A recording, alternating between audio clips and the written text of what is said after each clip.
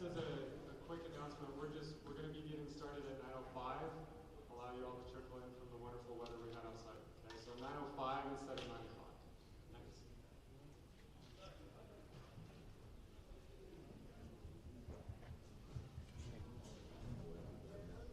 it. Thank you.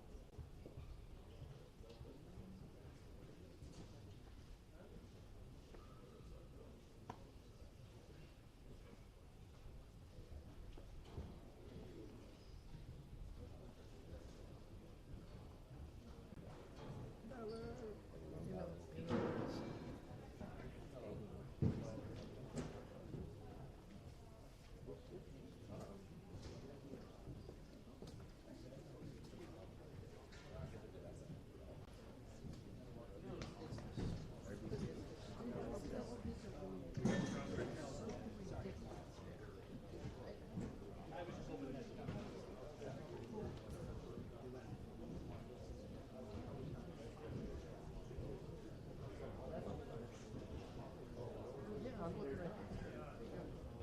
So you gotta cut that one. You doing camera? Yeah, I'm here. They moved me up now. Bye. Have a good day.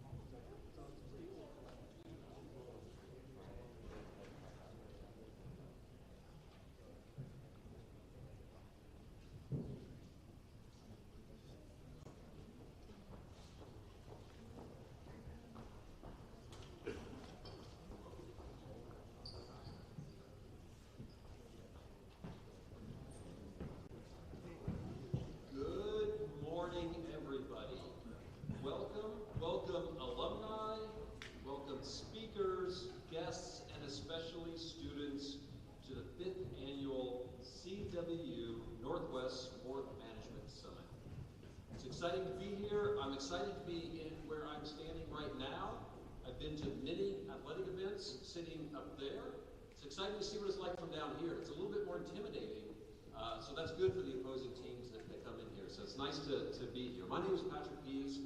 I have the pleasure of serving as the Provost and Executive Vice President here at CWU, and I want to welcome everyone here today. Sport is a cultural phenomenon that ties us together in ways that few other shared experiences can, and I'm proud that this summit is hosted today by the CWU Northwest Center for Sport Management. They are committed to advancing knowledge and experiential opportunities for students and preparing students to lead in the sport management industry. And it's also fitting that we are hosting today in this beautiful facility that's dedicated to both competition and to education. The Northwest Center for Sport Management is an amazing organization. I want to thank the group for all the things that they do. Things like hosting the annual summit, providing travel opportunities for students throughout the year, supporting the CWU Mariners Night, hosting the Seattle Sport Career and Internship Fair, and working to expand the professional networks of our students throughout the program. Additionally, I am pleased to share with you that in fall of 2025, a new CWU Residence Hall Living Learning Community for sport management students will launch, giving another opportunity for connection and networking. Sport management at CWU is a dynamic set of programs that consistently produces graduates who contribute to all spheres of sport. Recent graduates from the program are working in professional sports, in intercollegiate athletics, high school athletics, sports communication, operations and management positions, community recreation and nonprofit management, and many, many other areas. Today's summit features a dynamic group of working professionals representing a wide array of the sports industry. It's an honor to welcome all of them to campus, and I know that you are in for an exciting day of learning and networking. So, with that, I just want to say welcome to CWU, welcome to Nicholson Pavilion, and have a great day.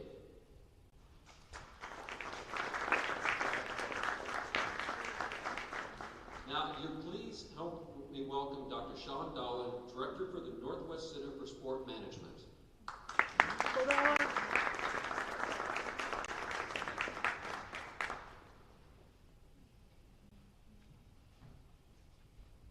Okay, welcome everybody. This is our 5th annual CWU Northwest Sport Management Summit. We're excited for all of you to come. Despite the weather, whatever's happening, you all made it here, so good on you. We are excited to welcome today, this morning, our keynote speaker. We got Casey Smurthwaite. He's a revenue consultant of Athletics Admin, which is his own consulting business. Has a lot of great experience, actually from the collegiate athletics side, where he was a coach with baseball and softball at the Division I level. Also worked in athletic administration with fundraising, revenue generation, and does a lot, especially actually even as an adjunct instructor at different universities. So we're really excited to have him here. So I'm going to turn the time over to our keynote speaker, Casey Smurthwaite. So let's give him a round of applause.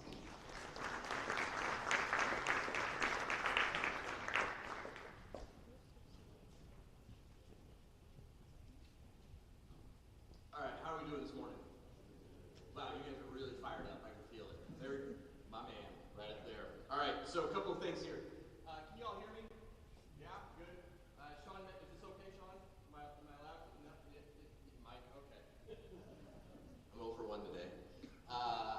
In a former past life, Sean, is this the first time we've actually met in person? This hit me this morning on the drive over. So I've known Sean probably for 12, 15 years back when he was Coach Sean. So I'm really happy to be here. Can I leave? I think we're going to have a happy medium here. All right. Got thumbs up. All right, 1 for 2. I'm really excited to be here. This is something I'm really passionate about, and how awesome what you all have, especially on that LLC aspect. That's something that's key. That's something that's going to be a driving point for all of you. And one of the things that I think Central Washington University is doing really well, and I think you all have a wonderful opportunity here, is that Sean and his team in this program is giving you hands-on experience. Right now, any college athletic entry-level position is requiring like 2 to 3 years of experience. Don't ask me why. Okay, I'm already seeing a couple head nods that you guys are looking at those job descriptions. The nice thing about this program is that when you're done, you're most likely going to have 4 years hands-on experience. So not only when you walk, I'm assuming this is where you have your graduation, so not only when you guys are done or at the football field and you're walking across the stage with a diploma, you're also graduating with a resume. And I think that's something that Central Washington is doing really well here in the sport management program, because when I'm out there headhunting for positions, I just got contacted yesterday for University of Buffalo for a position. A lot of the things I do, and you'll learn a little bit more about me here in a second, is I'm kind of a one-stop shop. And the only reason why I did that is because I got a lot of great experience as a student back when there was no sports management program. Now y'all have a built-in program that you're going to have a resume when you graduate. And 2, next year you're going to have a learning living community. That's pretty awesome. Okay? So you're going to have this centralized, almost think tank coming to you. So take advantage of the opportunities that are presented to you. You have to take advantage of everything that's given to you. Just like any good coach, any good athletic administrator will do. You see a game plan, you attack it. Okay? I know there's some rumors out there that Ray Lewis is going to become the next head football coach at Florida Atlantic University. I've met Ray multiple times, and that is the most passionate human being of all time. Something that Ray told me, his son played at Utah State University, and me with my wonderful security frame became his security guy to sneak him into the stadium and sneak him out. So I had some really good conversations with him, and one of the aspects that he taught me was, you know what? He said, yeah, yo, Smurf, come over here. He said, hey, you know what the one thing is about playing in the NFL that nobody realizes? I'm like, okay, what? He said, when you look in the eyes across and you see a Peyton Manning, you see a Tom Brady, and they know what you know, your strength and your weaknesses. And that's what makes them great. They're going to attack your weaknesses over and over and over again. And so it's your job to make sure that you're positioning yourself to understand your weaknesses. And I haven't even started my presentation, but I'm going off on a tangent here. I work on great run-on sentences versus sound bites, okay? But one thing I do want you to take from here, if there's one thing that you remember, is know your weaknesses. Okay? How many of you are athletes? Raise your hand. Wow, it's kind of interesting how y'all cluster over here, okay? Yeah, I'm looking at y'all. Okay? Get out, get to know your muggle friends, okay? The non-athlete folk. No, just kidding. Know your weakness as an individual, as a teammate, because your playbook, your game plan, and your resume is going to speak for itself. Because folks are going to call people like me, they're going to call people that you used to work for, and they're going to ask, what's their weakness? Minimize your weakness, make it a strength. Because that game plan, just like Ray Lewis said about Peyton Manning, Tom Brady, is that your playbook, your game plan, your strategy, it's out. They know about you. So find and know your weaknesses, ask those tough conversations, and ask your supervisor, where am I weakest? Okay? Can you answer that question? And 2, are you willing to answer that question? So if there's one thing that you can take from here today, and I did not plan this at all, is know your weakness. Make it a strength and continually improve, all right? Okay, so with that, we're going to get going. Oh, wow, I'm getting... Okay, perfect. There's some winners over there. A couple of aspects here is there's going to be a couple of random logos that y'all will see on my PowerPoint, okay? If you know the logo, raise your hand, just let me know, you'll get a Twinkie. That's it. Okay, we want to make this semi-interactive.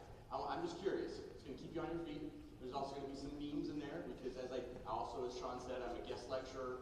I'm an adjunct professor at Utah State University as well as Utah Tech University. I've got to throw in memes in there because it's not only about me, not only about my students, but it's also about me to make sure that I'm being involved. Okay, I'm not going to, print and ship. I'm not going to just set up a lecture and I'm going to adjust it, once every 5 years. I want to make sure that I am adjusting to make sure that you all are engaged. All right, so get ready for Twinkies. Look for those logos. If you don't hear anything for the rest of the next 20 minutes, just remember logos and know your weakness. Okay, let's see if we can figure this out. I've got to turn it on the side.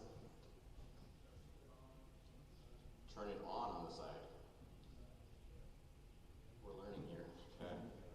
Two hands when we're learning. Okay, so what are we going to do? Okay, our climb overview. Okay, we're going to climb to new heights. All right, a couple things that we need to understand is one, the internal ticker, your compass. Your self-evaluation. Are you able to check in and understand, hey, am I going on the right path? Do we know where, going into that second one is the map, the trail map. Do you know where you want to end up next year? Do you know where you want to end up 5 years from now? Do you know where you're going to end up in 10 years from now? Oh my gosh, what just happened? You guys, just a spoiler. I think one of you guys got a little a key on a logo, I think. But anyways, the map. Okay, we all have our roadmap. Do we have the end in sight? Do we know what success looks like? Can we define what success looks like? So make sure that even though at the end of that hike, at the end of that climb, you know what it will look like and you work backwards. Right? Those little goals to reach up to the bigger goal. And also on that second thought of the map, are you willing to take a new trail because there's a detour? Or are you willing to refine that trail because you have to take a detour? Sometimes it's given, sometimes it's taken. Okay? As well as the backpack. That's your skill set. What are you packing? How do you balance? What kind of experiences and your memories? All right? What are the memories that you know from experience, from those examples of workplace wins and workplace losses? Are you willing to go back through your backpack in this climb to your new height and go, hey, I remember that. Let me go open up the zipper. I remember where this was happening. Okay? I remember that when we did this season ticket promotion, it backfired.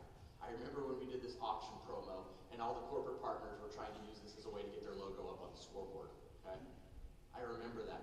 Pull out your backpack, use your backpack, and also have a first aid kit because there's going to be a lot of lonely days, a lot of sad days, but also you're going to get beat down. Your mental health, massive. Massive. Make sure you take time for yourself because everybody who is here probably likes sports. Raise your hand if you like sports, okay? I didn't say love, like sports. Okay, perfect. Just making sure. I'm in the right place. It's really easy for us and have a high burnout in this environment because sports are fun. Okay? Enthusiasm is common, endurance is rare, especially in sports. And that can be for you student athletes, for the folks who are working, and even the people at the top. It's really easy to be excited, but the endurance aspect on this climb is going to get you. Okay? Now we're going to go. All right, food for thought on all of this. Celebrate the journey, not just the summits. Okay? Find ways to get involved, get moving, and have some fun. I think where a lot of athletic administrators, professionals in pro sports get stuck is because they forget to move. They get okay, they get complacent. Success is extremely seductive. You keep having success. Okay? Do we have any football players here? Okay. Do y'all know Nick Saban?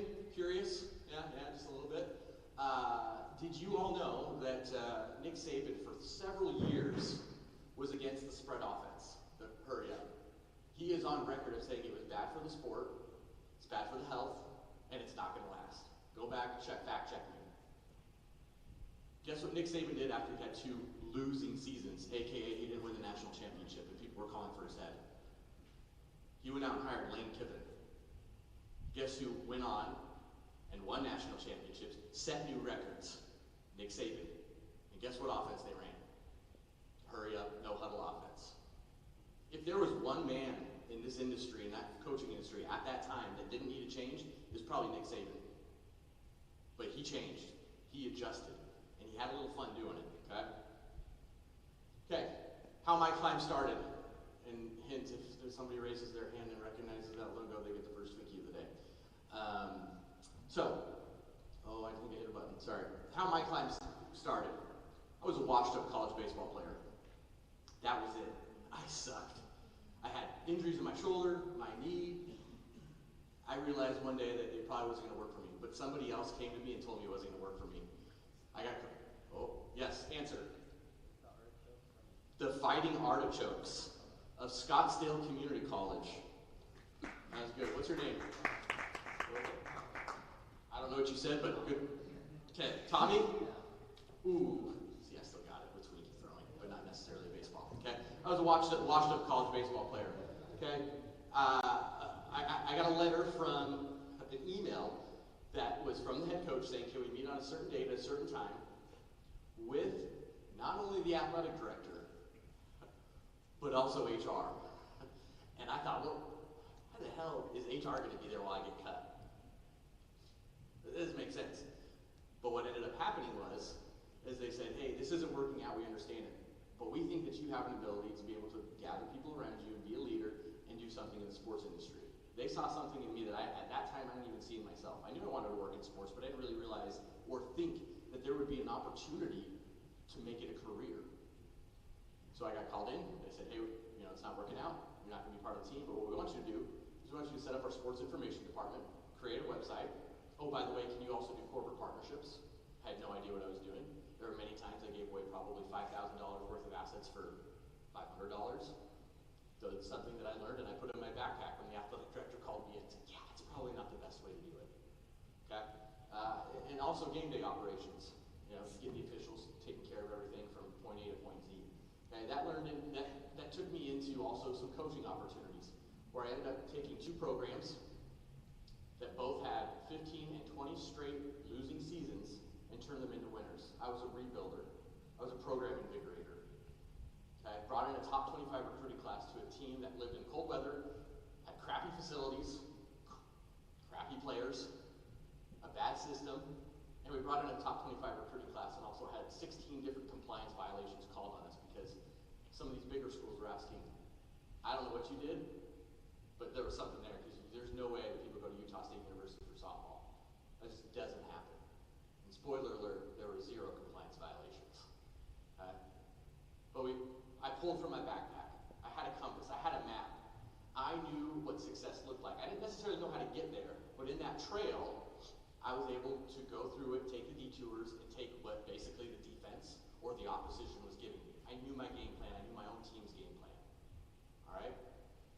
Then all of a sudden I get picked off from an athletic director and said, hey, you brought in a top 25 recruiting class for something that really shouldn't have happened. Do you think you could do it with donors? And sure enough, did it with donors. It was one of the first $1 million fundraisers that Utah State had had for, I think, 15, 17 years, and that consistently became my MO. I'm going to make sure I'm raising millions of dollars, but then they would add in corporate partnerships, they added in ticketing, and then all of a sudden I had sport oversight. Okay? Then all of a sudden I'm sitting across the basketball coach telling them that, sorry, we're going in a different direction. I didn't really say it like that, but those are some of the opportunities that were afforded me, and I made sure that I had that conversation even before I had that conversation. I was game planning for that conversation, running through every scenario in my head. What if he says X, Y, and Z? The A, B, and C. All right. So as I turned into administrator, I decided I'm going to take an opportunity to work for ESPN and work for their nonprofit, the V Foundation. And as I worked for the V Foundation, I got to get to know celebrities. When my portfolio pulled up Alex Rodriguez's and Taylor Swift's personal email address, that was pretty cool. Those were the fun things that got me excited. Now, did I ever meet them? No. I ended up working with their handler for their finances. But it was still a really fun area to be a part of and also to understand how ESPN, here's another Twinkie. Does anybody know what ESPN stands for?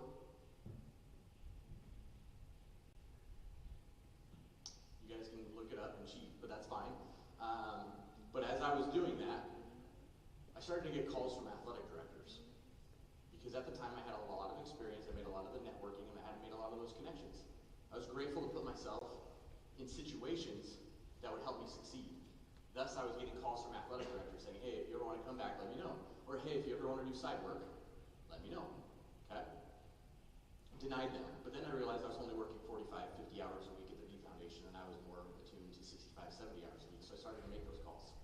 And then accidentally, I started an LLC because my tax guy said, you're going to get taxed. You've got to run some of these side hustles through a company.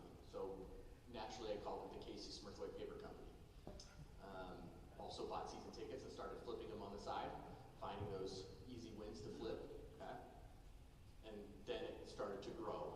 And that growth turned into athletics admin, where I had for 2 PhD professors, one's in sports analytics, Dr. Courtney Paulson, also a Jeopardy winner, and Dr. Amon Hardman, who worked with me, and then I also have a fourth, Madison Loomis, who works more on the athletic side, and we started a consulting company.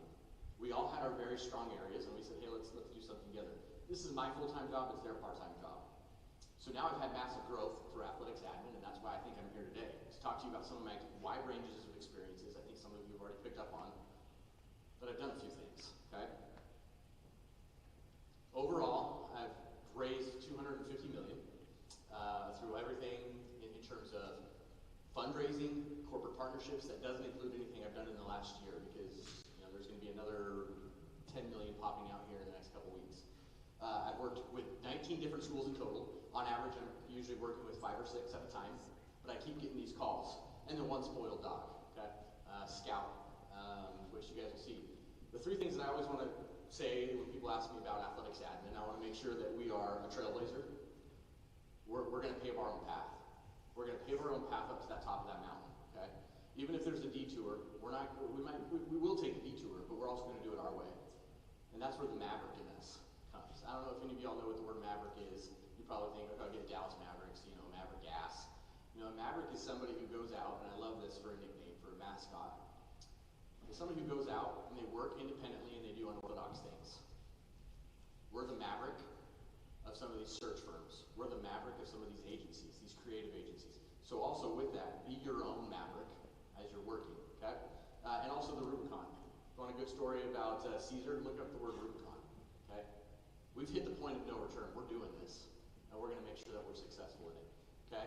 And with that, I've gotten calls from a lot of variety of things, okay? I even got a call this morning for writing a press release for a fire coach, okay? They needed a statement that fire coach is in college football. Got called to do negotiate apparel deals with Nike, Adidas, Under Armour, build season ticket marketing plans. Season ticket sales are down. Can you help? Help us fire a coach.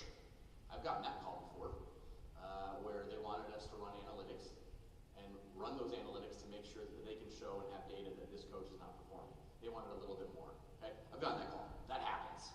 That's a little bit of an underworld of collegiate athletics and how dirty and kind of shady it is. Okay, also help us find a coach. Hey, we need a temporary SID. Can you backfill? Absolutely. We should be making a move via licensing and trademarks. We're not making enough. Can you help? And why aren't we in the game? EA Sports College Football. That was another fun call that happened on a Sunday morning to try to get some things adjusted. So a very long, wide range of things. All right, there is a logo on there, by the way. As I mentioned, I have to give a little shout out to Scout, okay, as well as the third logo. Anybody? I'm gonna give you another 3 seconds, and I'm gonna go on, but you can still raise your hand if you Google into it. Yes. It's not Eastern Carolina. That's kind of impressive in a weird way, and you'll see why later. Any other guesses? Yes? Independence? Independence? No. Another good guess. I'm going to move on. All right. My greatest detour, okay? And this is really what got athletics admin started, is I decided to take the minor league baseball approach when it came to college athletics. I offered up to colleges, and hey, I'm going to buy your jerseys. I'm going to take these jerseys. I have my own auction platform. I'm going to buy these jerseys, and we're going to do a revenue share. You're going to wear them for 1, maybe 2 games on a weekend. They're going to be City Edition, City Connect. They're going to be wacky. They're going to be different. They're going to be a little bit of a Maverick-esque. And we're going to auction them off. The fans are going to love it. Season ticket holders now want to come to those games. Ticketing loves it because everybody comes to those games. The bookstores like it because we can now put those logos and license them on a t-shirt, and then they make money that way. And oh, by the way, if you do like a connection with an academic department, if there's a very popular one on campus, all of a sudden you're collaborating with academia, which is this key factor which you'll learn about here in a second. Okay? And those are some of the wacky jerseys we've done. And Northern Arizona is up at the top left. That's pretty cool. I know you can't see the Hawaii ones, but then those turquoise and coral jerseys at Southern Utah University, yeah, those were a big hit. The ones at Hawaii, we netted $85,000 between men's and women's basketball, all for putting on a game that we already were going to play. The only thing we changed? The jerseys. That was it. And we leveraged and protected our greatest assets, which were our student athletes, which were the game itself. Okay? Now here's the kicker when I say it's the greatest detour. When I worked for an athletic department, specifically 3 athletic departments, I pitched this idea to all of my athletic directors. All of them.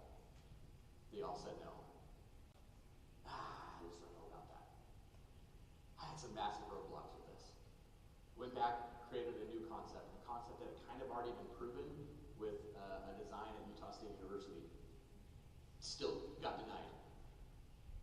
And I knew and I believed in this idea tremendously. Yeah, it can be replicated, and that's fine, and I hope other schools do it. But finally, at Southern Utah University, when we did it, I was an employee. It had gotten denied twice, both from the athletic side and academic side. It wasn't until I walked into the athletic director's office and I put my credit card down on the table and I said, I'm buying these. This is on me. If it doesn't work out, I'm buying. I'm going to take care of all the expenses. I was not making that money, but that's how much I believed in it. And that one netted about $35,000. Now, I wish I could say that I took that $35,000, but that revenue I said would go back to the institution. And it had to pay for the jerseys. The institution did, because it was a massive success. And guess who still does a city or connect jersey every year? Southern Utah University. But those ideas were pulled up. But now that's become one of my babies. It can't be replicated. You guys can take it and run with it. That's fine. If you need help, give me a call. So the top lessons I've learned as we start to kind of wrap up, there's about 5, all right? Academics operates differently than athletics, okay? Some of your folks that were on campuses were probably cut from T-ball, okay? They just don't get sports. That's it. The word city edition, the word home run, probably doesn't mean anything to them. I remember our VP, or provost, and if our provost is still here, came to me and said, hey, that was a great game the other day. You had a lot of over-the-wall hits and a lot of fans cheering for those over-the-wall hits, right? Like home runs, yeah. You have to understand that academics works on semesters. Athletics works now. I will give anybody a Twinkie for the rest of this exercise that can pull up a Division I, Division II, I think there is one school at Division III, that states collegiate athletics in their mission statement. You are running a multi-million-dollar business outside of the actual mission of the university. And I think a lot of that reason of there's a lot of conference realignment and pushback and new super leagues is because it comes down to this. You have multi-million-dollar entities that are acting underneath the umbrella of a higher education institution. That causes problems. Going back to the cut by T-ball, and if any of you guys were cut by T-ball, I'm sorry, I did not mean to offend you. Those people see all that money that's coming in, and they well, that doesn't make sense. Why do we have that? We're a university. Remember that. There's no mission statement there's one, D1, D2, or D3 that includes collegiate athletics in their mission statement. All right, there's extreme value and differentiation. Burn the playbook, yes. That is East Carolina. Yes. Yes. That is. It's like, did you take a peek early? Because when you said East Carolina, that was what I was kind of joking about. Okay. Good job. Good catch. So, good under the wall catch. We're going to use some academic terms that my old provost gave me. Okay. So, something that I want you also to remember: burn the playbook. Don't do status quo. Burn the playbook. Do something different. April Fools is one of the best times of the year for any athletics department, any professional sports entity, to try something new. Why? Because you could fall back on it's April Fools. Utah State University did the little cow print helmets this year. That was an April Fool's joke. Last year at Hawaii, we unveiled that we were going to create a hockey team. And then all of a sudden, we had people asking for the jersey, and that generated about $5,000 or $6,000, okay, in pre-sales. Because guess what? We weren't ready. We didn't really think it was going to take off, but we wanted to see where it went. They're not going to add hockey, but they're going to make $5,000 or $6,000 off the idea. April Fools is a great way to burn the playbook, try something new, and have a little fun. Okay? Another big lesson that I learned: leaders take losses. Okay, just like head coaches. I think coaches often. You know any coaches in here? Okay, beautiful. A lot of coaches expect administrators to go undefeated. That's not the case. We make mistakes. We have bad calls. The key is to make sure that you have a winning record. Okay? Now, as an administrator, it's almost expected by fans and by coaches for you to be undefeated. Setting those expectations and understanding that you as a leader will take losses. Sports breeds egos. Okay? Your heart will be ripped out, you will be offended, and it will suck. Congratulations, world's best cup of coffee. Okay? It breeds egos. From the smallest level to the highest level. It breeds egos. Why? Because we're in sports. Sports are competitive by nature. And that even spoils down to the compliance guy or sports information assistant or graduate assistant and whatnot. It breeds egos, okay? There is a lot of a media firestorm around this gentleman right here, the athletic director at the University of Hawaii right now. He was let go yesterday. This is news. This is happening right now. The alumni base, the donor base are livid because he did about 200 things that had never been done before at Hawaii. Never. And he was let go without a reason. Then they finally gave a reason, and it was performance-based. But that's the exact reason why the fans and the alumni and donors are saying they should extend him. Why would we get rid of him? Look at what he's done. Remember my conversation between athletics and academics. They look through different lenses. Okay? His heart's ripped out. He loves that place. He became a little bit of a routine that after a big win, he'd jump on the surfboard with the cheerleaders, okay, and just do kind of a wave. The fans loved it. They went crazy for it.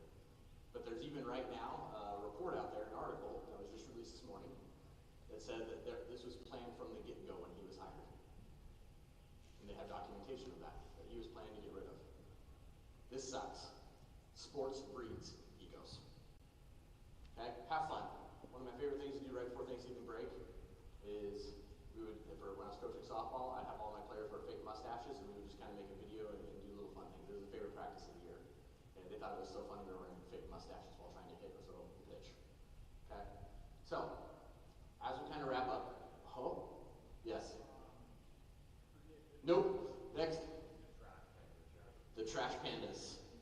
Congratulations. Maybe you'll share with your friend that got close. Hey, are we still friends? Guess not. Okay. What advice, today as you go through, and it's today and moving forward, as you work your way up to that climb, to that peak, you have your map, you have your compass, you have your backpack, you have your first aid kit. As you work up, you're going to try to reach out to people. You're going to reach out to some wonderful individuals today that are extremely well qualified to be here, that I would imagine some of y'all are going to be in their positions in the next 2 to 3 years. Okay? I also get asked that. How do you get into that? I'm going to be honest, I don't know how I got into this. I don't know how I've been described as sometimes a PR hitman, a revenue generator, a fundraiser, X, Y, and Z, those things. Okay? I don't know how I fell into this, but I always took advantage, and I always pulled from my backpack and my toolkit, and I had a map to know where I was going. I had looked around to see where the path was paved. Okay? So, you're going to ask this question. You can ask it, but please don't. Okay? And I'll get into that why. Okay? What advice do you have for breaking and getting into sports? Don't. Okay? Athletics 311. Don't. Okay? The reason why I say don't is because that's my answer to the question. I do not recommend this position, these roles to anybody. But what I do recommend are other questions to understand how you get into it. Now, Athletics 311, Athletics 312 says, don't unless you're willing to be committed. Okay? You got to take it into context here. Okay? If you're committed, if you're willing to have and go through some of these super highs and super lows, get into it. But if you ask me that question, I'm going to say don't. But then you can ask me for the next verse. Okay? Couple questions to consider that might be better questions that might elicit better responses. Okay? Looking back, what would you do differently when starting out in the sports industry? What skills or experiences helped you stand out when breaking into sports? What's the best way to approach someone in the industry for advice or mentorship? How has the industry changed since you started, and how can I adapt to those changes? What common mistakes do you see people make when trying to break into the sports industry? Those are the questions that I want you to be considering today. Think a little bit deeper, go a little bit further on your trail, and ask those questions that are going to help you. This is a very friendly organization. Just like when I was recruiting and giving advice for kids of, well, how do I get to this school? How do I get a scholarship? I would always tell them, okay, make sure you go to camps at the Division I level, D2 level, D3, and JUCO level. See what you attract, and then start fishing there. Okay? See what you attract by asking some of those questions, like what are my weaknesses? Start to pave a better trail for you to the very top. Ask those questions, understand who you are, where you're going, where you want to be. People are willing to help in this industry. It is a very friendly, even though very ego-driven, egocentric industry. People are willing to help you. Reach out. Look for somebody in that next job. don't start with the athletic director. Sorry. Just don't. Maybe at smaller schools you can get away with it. Start reaching out to 2 or 3 people that are in entry-level positions or maybe semi-entry level positions and ask them those questions. Okay? And at the very least, at the end of the day, as we wrap up this conversation, and then again, I appreciate all of you for being here and dealing with me today. By the way, it was the Fighting Poets of Whittier College. Okay? Yeah, the Fighting Poets. All right? At the end of the day, remember your trail map. Understand where you want to be. Understand that it's going to take a little bit of work to get up there. There are no shortcuts on that climb. Do you have that map? Do you know what success looks like? How do you get there? What's in your backpack? Are you pulling from those experiences, or are you making those same mistakes 2, 3, 4 times, which then becomes your MO, which then becomes part of your scouting report? People know your scouting report. You should too. And lastly, your first aid kit. Remember to take that mental health seriously. Take time, relax, breathe, and understand why you're here. You all have value. But at the end of the day, no job, no position is worth your own mental health. But I invite you to really consider some of these questions and what your next step is, because it's going to set you up for the rest of your life. You have a wonderful opportunity here. You're going to walk across that stage with a diploma and a resume. And with that, thank you.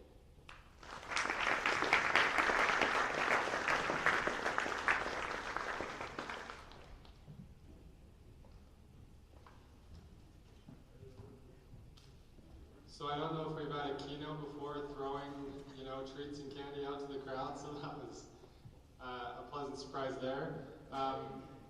We want to thank Casey for his time as our keynote speaker, so if we could give him just one more round of applause.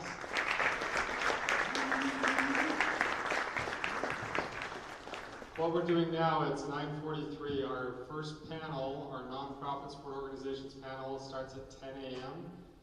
If anybody of you, we didn't have like a Q&A period, right, for the keynote speaker, but if anybody wants to speak with Casey, we're going to have Casey going out into the hallway foyer over here. So if you want to sneak away and talk to him for a moment, you can do that. And then outside of that, hang out for a little bit, but we'll get started here at 10 a.m. Okay, thank you.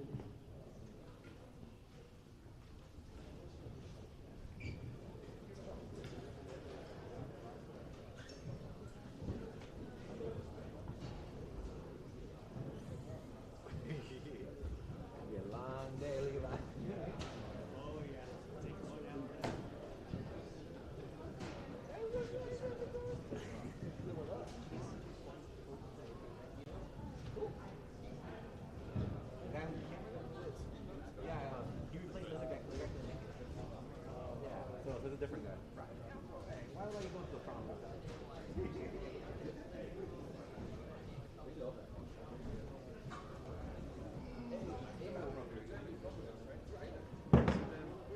Look over it later, right? Is there a bathroom back here? Yeah, the bathroom back here.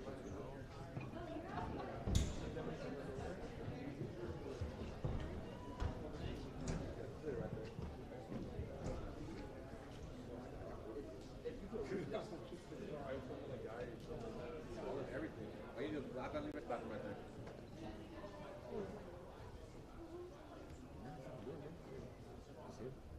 It was better because of it.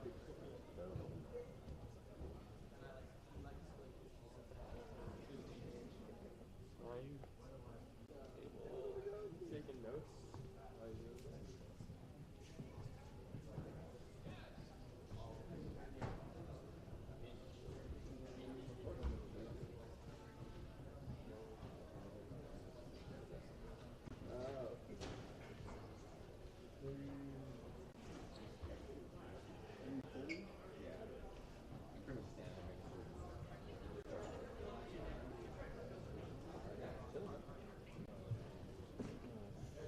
All day to them?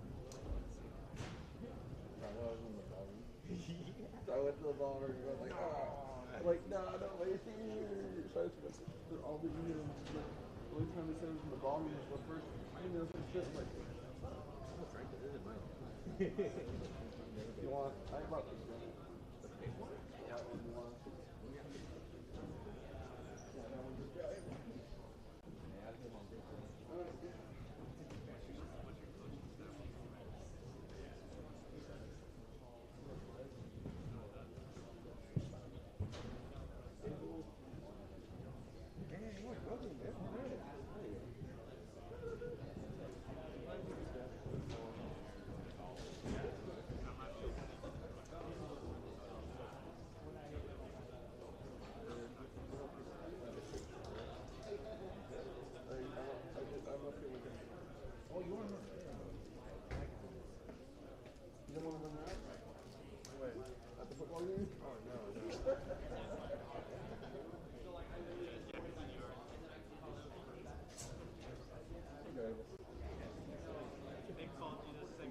Bro,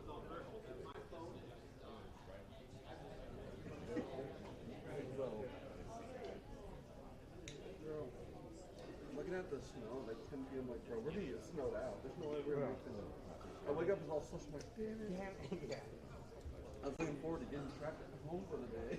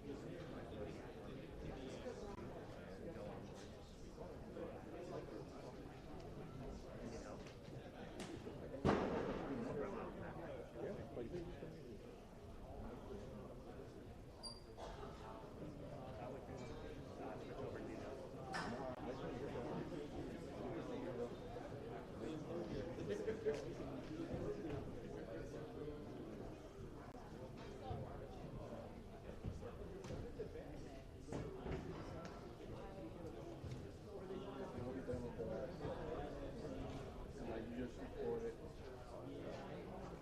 And actually, I'm installing it. Silverware. You know, record it and makes notes.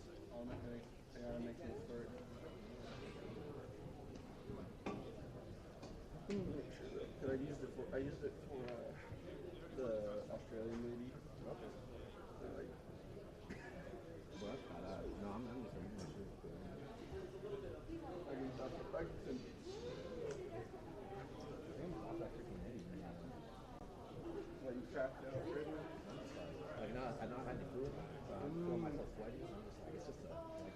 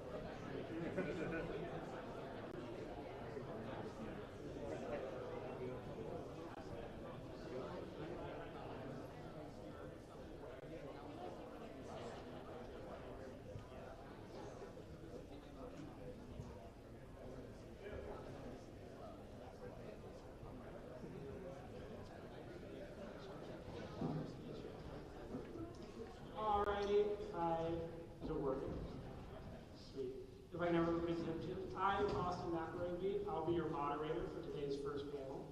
And our panelists today are Janae James, the Assistant Executive Director of Education and Special Programs at WIAA. Kevin Bodel, the Athletics Academic Advisor of Fresno State Athletics. John Cooper, President and CEO at Yakima Valley Tourism. And Brandon Renta, the head men's basketball coach here at CWU. So without further ado, our first question, if you guys could please tell us about your current position and how your professional journey led you there. And we'll just start here with you, Kevin, and go down the line. Can you guys hear me? Okay. Well, first off, good morning. Thank you guys for coming out. I know the panelists really appreciate that. Definitely remember being, well, not physically in those seats because this definitely was not here when I was a student. But yeah, so I'm currently the one of 6 athletics academic advisors at Fresno State. Part of my caseload is men's football, softball, women's soccer, and then I'm also in charge of our tutoring and mentoring services. So hiring our tutors, training them, getting all that scheduled, and then kind of like how I got there. You know, I experienced a cliche Friday Night Lights moment my senior year of high school. You know, I was running a post corner, pouring down rain. We're at Franklin Pierce High School, and tore my ACL, MCL, meniscus just running a route non-contact. And you know, I'm 17 years old at the time, and I thought my life was over. And our high school football coach was also our athletics director at the time, and he was a real big mentor for me with that transition period. He kind of sat me down and said, "Hey, look, Kevin, obviously, you're 17, man. Like, you got a long life ahead of you. You know, your life's really just beginning." And so he was a good mentor for me and kind of helped me starting to see that like coaching side of things. And so I took that kind of mindset with me into college. Very fortunate for the experiences that I've had here, especially in the sport management program with the required internships that you guys have. First internship that I did was actually with our football team, with Coach Fisk, which very grateful for that opportunity because that helped me really like build a relationship with the guys and kind of see that growth out of them. And then I kind of was just like, hey, like where can I make a bigger impact? And academics were always a big thing for me. And so my senior year, I started interning with our academics department. And at the time, Mal Stuman was our assistant athletics director. And so again, very fortunate for that opportunity as well because that gave me a year of experience working hands-on with our student athletes in an academic setting. Ultimately, I was offered a graduate assistant position after that. And so I was very fortunate to work with all of our freshman and sophomore student athletes, which saw a couple of them when they came in, Jackson, Jalen. Are there any other people in here that I worked with when you guys were like freshmen and sophomores? Yeah? All right. Yeah, definitely touch base with me. I'd like to talk with you guys again. But yeah, so that's kind of how my journey led me to where I'm at. And yeah, I probably just stop that there. Awesome, thank you. I'll keep it in the stand. Hi, everybody. I'm John Cooper, President and CEO of Yakima Valley Tourism. My journey is kind of an interesting one, but let me give you a little background about what our organization does. Yakima Valley Tourism is known as a destination marketing or management organization, depending on how you look at it and its roles. And there are DMOs all across the country. They're large and small, and our job is to basically be the organization that positions a community and a destination for all types of visitors. In the Yakima Valley, we have a very large program of work. We're kind of like the Fred Meyer one-stop shop.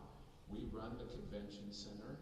We do all of the visitor services, tourism marketing, and we also run the Yakima Valley Sports Commission. It's all part of our operation, visitor services. We do that all, and that's what DMOs are involved in. Many times the Sports Commission or the duties of such an entity fall within a purview of a DMO, or they are oftentimes in larger cities, separate entities. So when you look at your career path, think about that. Now, how I got to where I am today as a CEO, it started with freezing rain and a cute girl. Now, let me me tell you this story. I lived in Southern Oregon, and I was looking at my career path after high school, and I was really into botany and horticulture at the time. So I was going to pursue that career, and I thought, okay, where do I start? So I started at a local community college, Umpqua Community College, and I took their horticulture technology program, a one-year program that had all kinds of various aspects of it. And one winter we were doing a test skill in an orchard of pruning apple trees. And this was towards the end of the program. And I was out there pruning the apple trees in a freezing rain, much like the weather we had today. And an epiphany came to me. It was like, I don't want to do this for the rest of my life.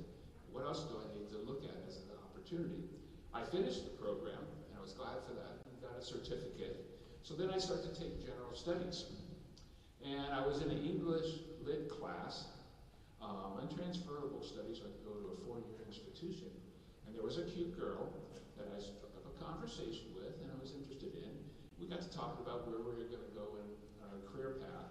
And she was going to go to the University of Oregon, go Ducks, and enter their Recreation and Parks Management program. And I thought, parks. I looked at it. Municipalities have parks departments. I have this horticulture background. I said, I'm going to go to Oregon. So I went to Oregon. She ended up going to a college in California somewhere, so I never really developed a relationship or anything with her. But I went to Oregon. I went into the program. It was a great program. And as the program was moving along, there was a track in my senior year on tourism, kind of a new and upcoming thing that they were looking at. And I thought, I'll take that class. My family likes to travel. We've been across the country seeing relatives everywhere. Took the tourism course, and I said, boy, this was interesting. If I don't get a gig working for a county or a city in Parks and Rec, maybe I'll look at something in tourism. There's a lot of opportunities. As it turned out, when I graduated, there weren't a lot of jobs in municipality, parks and recreation department at that time in the Northwest. But nearby was Wildlife Safari down in Southern Oregon. If any of you seen the signs or ever been to Wildlife Safari in Southern Oregon, okay. I was there for 5 years. I did their marketing and PR. And the local chamber had just decided to form one of these DMOs. And obviously being a major attraction in the area, I was working with them a lot. And that's when it clicked to me, and I saw what they're doing. I said, I want to be a CEO of a CVB.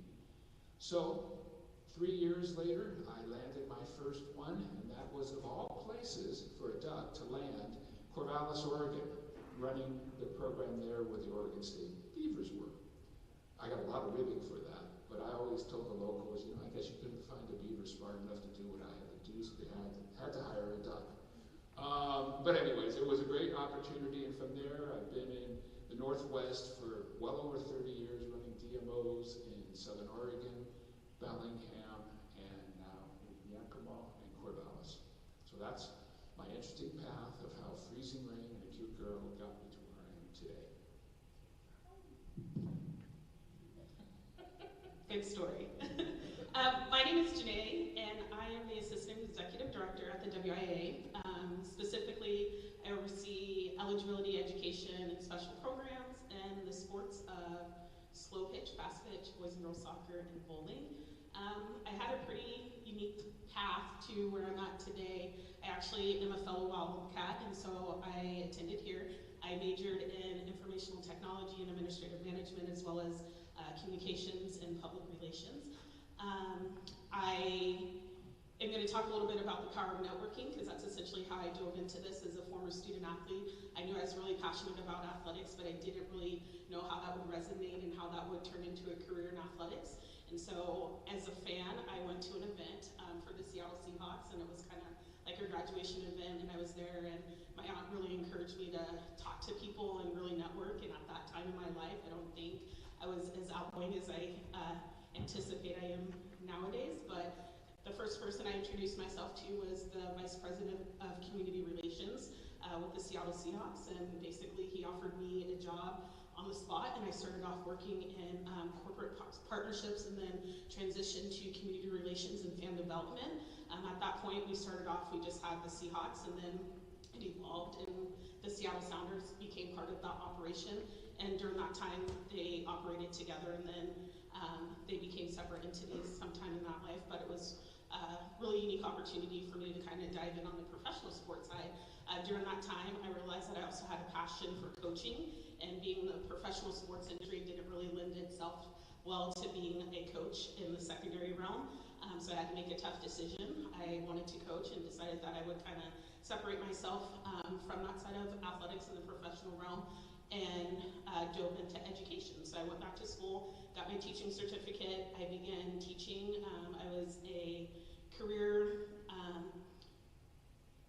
and technical education teacher, and I worked with digital and visual communications as well as coached basketball and softball, and that's kind of where things really evolved from there. I didn't really know much about athletic administration at that time. I just knew that I was passionate about athletics and secondary ed, and how athletics and education kind of went hand in hand. And then from there, I was afforded an opportunity to transition to athletic administration after a few years of coaching. And I became the athletic director at my alma mater, and was kind of in that world for a little while.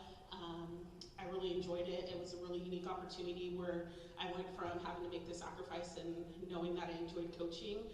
Now I got to coach coaches and really help them evolve as individuals and how they really supported our student athletes. And from there, I got this bright idea as a past collegiate athlete that I wanted to see what the world of intercollegiate athletics was like. And I transitioned and had an opportunity, and I became the associate athletic director at University of Puget Sound.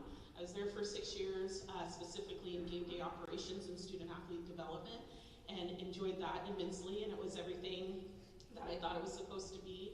I got to work directly with the teams, travel with the teams, really cultivate game day experiences, and take that and really have a lot of ownership in that. During that time, we were also in the midst of COVID, and so I was able to implement some different programs and kind of return to play protocols and whatnot. And after a while I enjoyed being at the intercollegiate side, it was kind of a different beast, and I didn't know how invested I was really into secondary ed. And so I was looking for an opportunity to transition back to secondary ed, and it wasn't as easy as I thought it would be.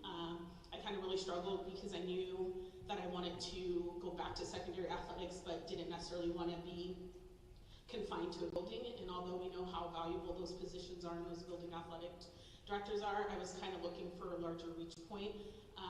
I had previously contracted with the WIA as a state hearing officer, and so for those of you who are familiar with eligibility, those kind of things, I got to oversee the eligibility process for state level appeals, and I stayed connected there. And at that point, I kind of had an opportunity to talk with the executive director at the WIA and talked about some of my passions, some of the things that I was really looking forward to in transitioning back to secondary athletics. And a vacancy became available there, and so initially I started off as the director of eligibility and working there, and then a lot of other things transpired, and there were some other moves along the way, and then I got elevated to this position as assistant executive director.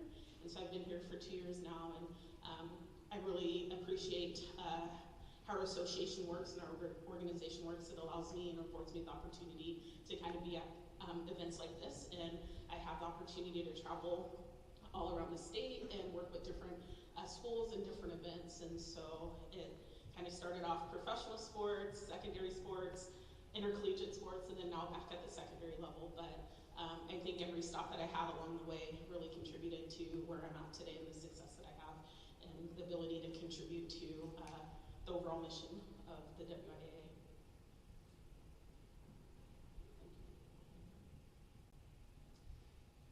Good morning, everyone. I'm Brandon Norinta, the head men's basketball coach here at Central Washington. Appreciate you guys allowing us to come and tell our stories a little bit.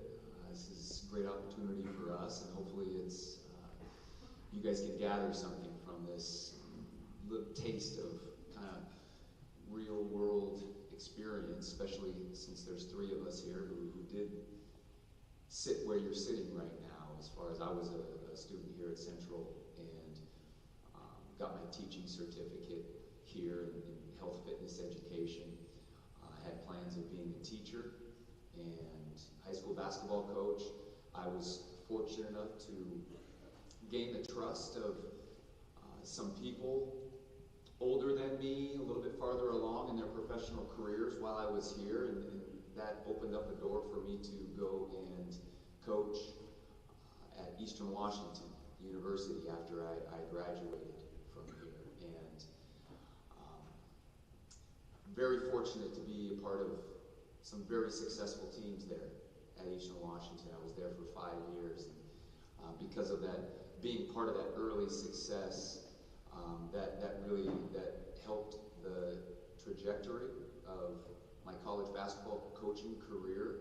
I chose to go to a Division II school to be a head assistant for the next 5 years, partly because I realized that the Division I level wasn't really a good fit for me and what I was really about and why I coached. But I also was just hungry to grow, and I felt like I could grow more being a head assistant at a Division II school. And because of that growth, it created an opportunity for me to become a head coach at an NAI school, Lewis Clark State College, where I coached for 7 years, and thankful enough that I was able to capitalize on that opportunity to earn the right to come back to my alma mater here and be a part of a program that means a great deal to me, that has a long history of success, and just been a tremendous life experience for me and my family to be able to come back to Ellensburg and Central Washington and be a part of the basketball program again. Excellent, thank you. Sounds like you all had quite the adventure to get here, so thank you for sharing. Our next question, what would students be surprised to discover as a part of your daily tasks in your position? And John, we'll start with you.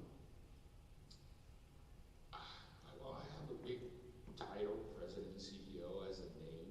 You'd think I'd have a lot of assistants and people helping me out. And no, we have a fairly small staff given all the programming we have, so I have a lot of the day-to-day things. And I think what you find in this career of working with people in different capacities, there's a lot of interaction with a lot of people over a number of topics. As you can see, we're very diversified in our portfolio.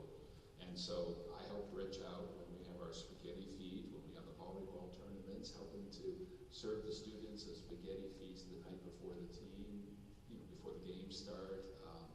A lot of hands-on activities, not uncommon at a DMO of our size. And just because I have a fancy title, so to speak, I'm in the trenches day to day.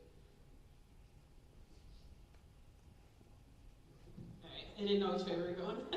I think what most would be surprised to know is that most people think that we're this really large state-funded entity, but that is not the case. We are a small nonprofit organization with only 14 full-time staff members that run the association with over 430 high schools as well as over 400 middle schools.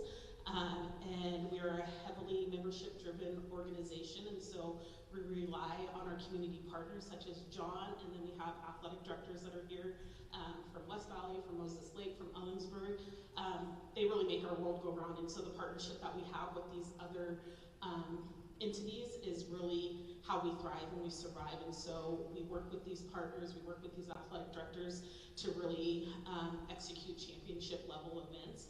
And then our day-to-day really isn't the same. When we only have 14 full-time staff members, we all assume a lot of additional responsibility in the office, and so there's a lot of collaboration and a lot of shared responsibility. And so that allows us to kind of be effective and be efficient as such a small nonprofit organization. Awesome, thank you. My title is coach, but I think in many respects, like John is a CEO, I'm CEO of a small company as well. And that's what college basketball coaches, college coaches are. They have to recruit their players, student athletes. You're scheduling games, you're meeting with them a lot, you are building relationships across campus. A lot of people who aren't familiar with sports, the question I get is, do you teach? And no, I don't teach. What I do really is I fundraise. Now, coaching is teaching, but a big part of what I have to do in order for us to be a successful program is fundraising, and I don't think a lot of people understand that side to coaching. It's a lot of building relationships with alumni, community members, and just finding people who would like to support what you are doing. It's critical to us being able to operate at the level that we want to. Yeah, so with my title as athletics academic advisor, I said that I worked with our football team, our softball team, and our women's soccer teams, and so I specifically work with them. We have a staff of 6 advisors who work with our other programs, but everybody that's a freshman through senior, I work with them. And so I meet weekly with a caseload of all freshmen, all transfers, and each week I go through their canvas with them. I help them navigate like what upcoming assignments they've got, any upcoming exams, and I actually communicate with the coaches. Because at the end of each week, I send the coaches a weekly report of those people in my caseload so that coaching staff, academic staff, we're on the same page with how our student athletes are doing so that nobody's slipping through the cracks. And so my role as athletics academic advisor, one of my primary purposes is to keep our student athletes eligible so that they can play. But I also really work hard on helping them figure out what it is that they want to do for their career and then giving them the resources to be successful. So don't get my role confused with major advisors on campus. We work collaboratively with them on helping the students navigate like their career, their graduation requirements. And so us 3, student, myself, and the major advisor, work together on building an academic plan that maps out exactly what the student athlete needs to take every semester up until they graduate so that we can reduce any uncertainty they might have with the academics. You know what I mean? A lot of student athletes in this room, nobody has any idea what tomorrow is going to bring with your sport. So my primary purpose is to help reduce any of that uncertainty on the academic side. So I work a lot with major advisors on campus. I work a lot with our academic compliance office to make sure that I'm understanding eligibility requirements and that our students are taking enough degree applicable units each semester for their classes. Recruiting visits are always something that I really love doing. I love meeting the families and really selling our school and our programs. And then some of the innate duties as an academic advisor, I said I meet weekly with a caseload. I'm basically a glorified therapist a lot of the times too. You really get to build the relationships with the students, and some people feel comfortable coming to you about some of that stuff. So it's almost like I'm a life coach as well. So definitely each day is different, and that's kind of the exciting part about it. So yeah. Awesome. It sounds like there's never a dull day. I love the variety. What aspects of your current position do you find to be most challenging, and why? And we'll start with Janae, and we'll go that way. That's a tough one. There's quite a bit that goes along in this position. I would say probably the toughest responsibility I have is overseeing eligibility. So when you think about eligibility, essentially how student athletes are eligible at their respective schools, if they transfer, if there are other rules that they're not meeting based off of our handbook, they have the potential to go to eligibility. And while we're kind of the last stop once it gets to the state level, they start off at their building level. Their athletic director determines their eligibility. If they're deemed ineligible, from there they have the opportunity to appeal their eligibility, and they start off their district level appeal. And then if there's denied at that level, they come to the state level. And so it's a really tough position where most of the time it's adult decisions that are impacting the student athlete. And as tough as it is to really say no in some of these situations, we have to make these decisions based off of the handbook. And what some of these students are experiencing really tugs on your heartstrings. And so in those rare moments where we have to say no because they're not meeting rule, although there's maybe other circumstances that impacted that decision for them to make the change that they needed, and it really puts us in a tough position. Just knowing that ultimately we're always trying to get to yes, we want the students to be able to participate, but ultimately we have to do so within the confines of our rule. But when we're having to sit on these hearings, we hear these stories, we hear these things that these students are going through, and some of them I couldn't even fathom being in that same situation. And so it's really tough knowing that these student athletes are kind of in the positions that they are, and sometimes it's influenced by others who are making these decisions and impacting them. But it's a tough spot to be in, to have to hear some of those stories and hear some of the things that these students are experiencing. So.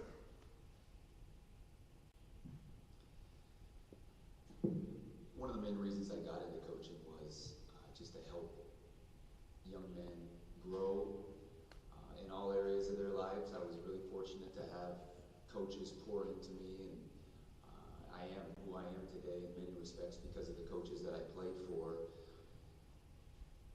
When you're helping people grow, and especially 14, 15, 16 guys at a time, you're constantly challenging them. It takes a lot of relationship building.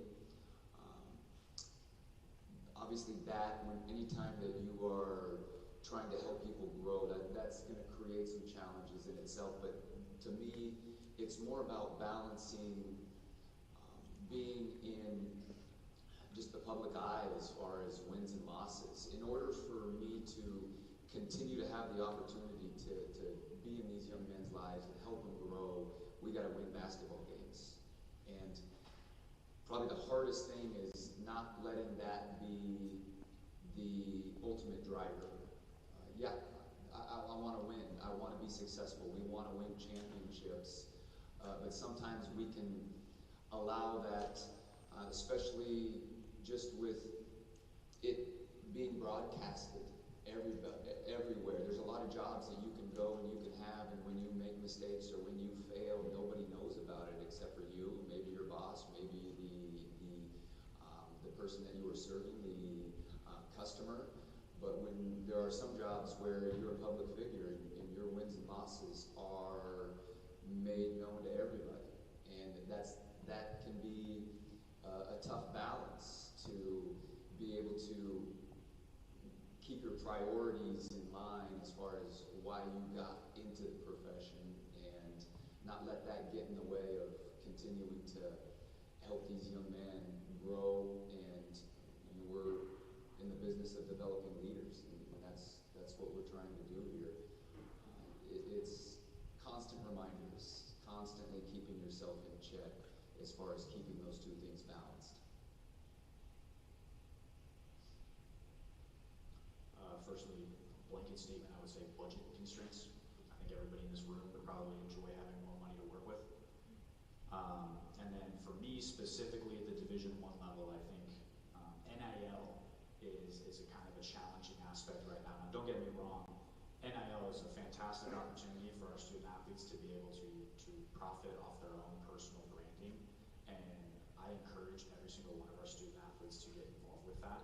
Fresno State, we actually have a full-time position dedicated to NIL strategies, and so he actually works with all of our student athletes to help them navigate like what opportunities they have and stuff like that. So, it's a fantastic opportunity, but I think when you look more at kind of the sports like football and men's basketball, a lot of times it's starting to get to who's going to offer me more money, and so that kind of leads me into the next part, which is the transfer portal, which it used to be you had to sit out a year.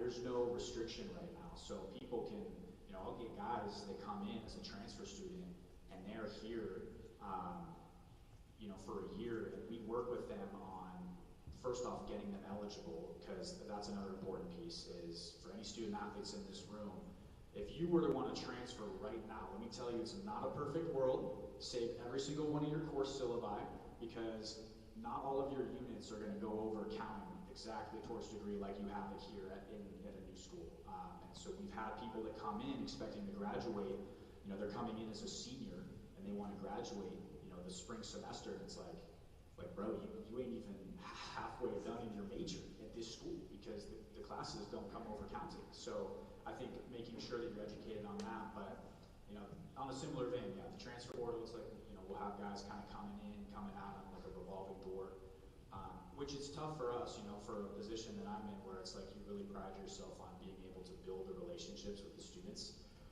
just to see you leave in a year. And so, now don't get me wrong, this is not crazy comment, you know what I mean? It's not like everybody on the team is going anywhere and stuff like that, but those are some things that we just got to navigate, and that's just kind of the nature of the athletics world right now. So we kind of just, navigate it how we can.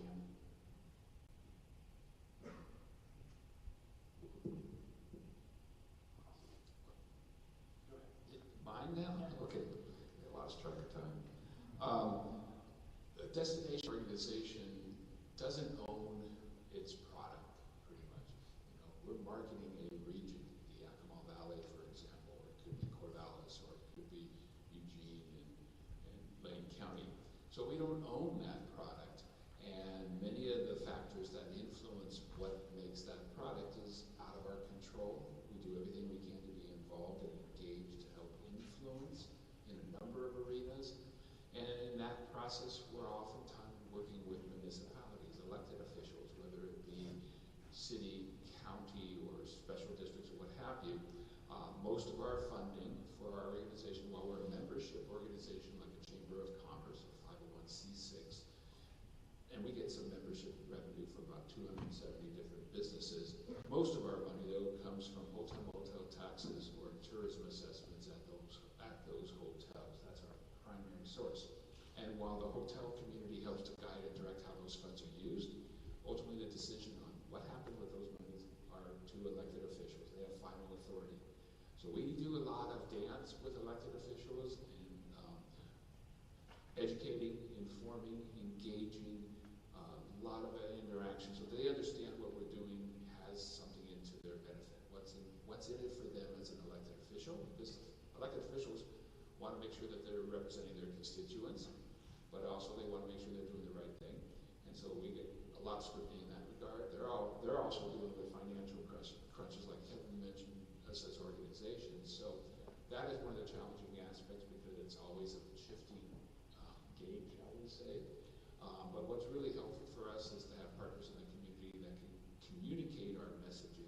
And beyond our community, like WIAA, if I ever had a situation where we were seeing some problems with funding for our sports activities, they can help to illustrate what we do, as well as the various coaches, as well as the athletic directors around the valley, to help sustain that program. So that's just one example of how we utilize advocates in the community to help advance our goal.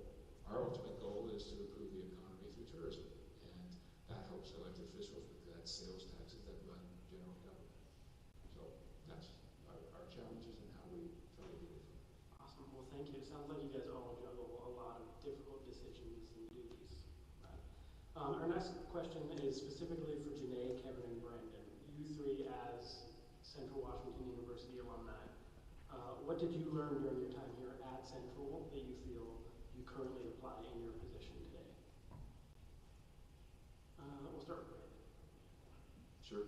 I mentioned that I came here to get a teaching certificate, and I also mentioned that I look at what I do as teaching, and that helped me more so from just a practice planning standpoint, talking about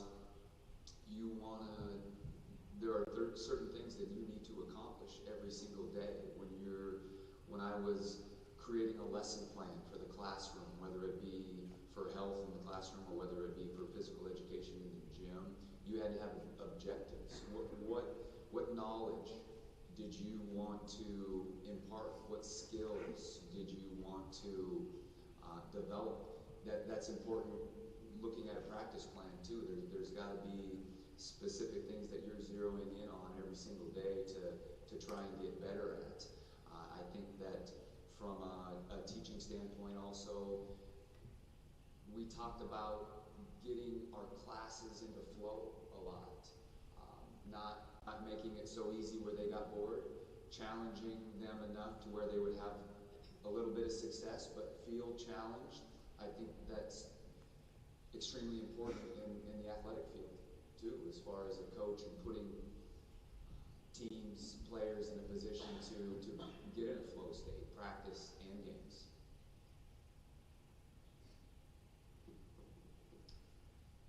Let me just say this, get the notes app ready. So never pass up an opportunity to thank the people that helped you get to where you are today. So I'm very fortunate for the people that helped me get to this position, and so some of the opportunities that I had at Fresno or Central Washington that helped me get there. I had mentioned the And so, like with Coach Fisk with our football program, you know, if I wasn't given that opportunity, who knows how the rest of my time might looks. Very fortunate for that. And then, you know, working with the academic side with Mal, becoming a graduate assistant, like if I didn't have those opportunities, who knows where I'd be right now. And, you know, the GA position gave me 2 years of hands-on advising experience working with our student athletes, and that helped me feel prepared to go do what I'm doing right now. Like I learned hands-on skills that were immediately transferable. It wasn't one of those where I'm trying to figure out like, okay, well, I'm doing this, like maybe that can translate. Like no, I was getting hands-on experience. You know, and some of the other stuff that I was able to take part in was like Tommy and I were kind of in the grassroots with starting, back then it was called the Sport Management Club, and then we rebranded because club wasn't professional enough, so we had to call it the association. You know, and so Dr. Dahlin actually had reached out to me my senior year and had asked me, and he kind of hounded me and forced me to do this, but he asked if I wanted to be, you know, like a co-president for the Sport Management Association that first year, and to be honest, I wasn't really considering it, and then kind of felt like it was best for me, a good opportunity to take part in, and so again, that helped me with networking and really just getting to build relationships, and so for me, I think the faculty here, you know, with my timeline, it was Dr. Rolfe, Dr. McGladrey, Doc Weiss, Dr. Dahlin, like they were all integral parts of my development. Coach Fisk with the football internship, Mal Stuman.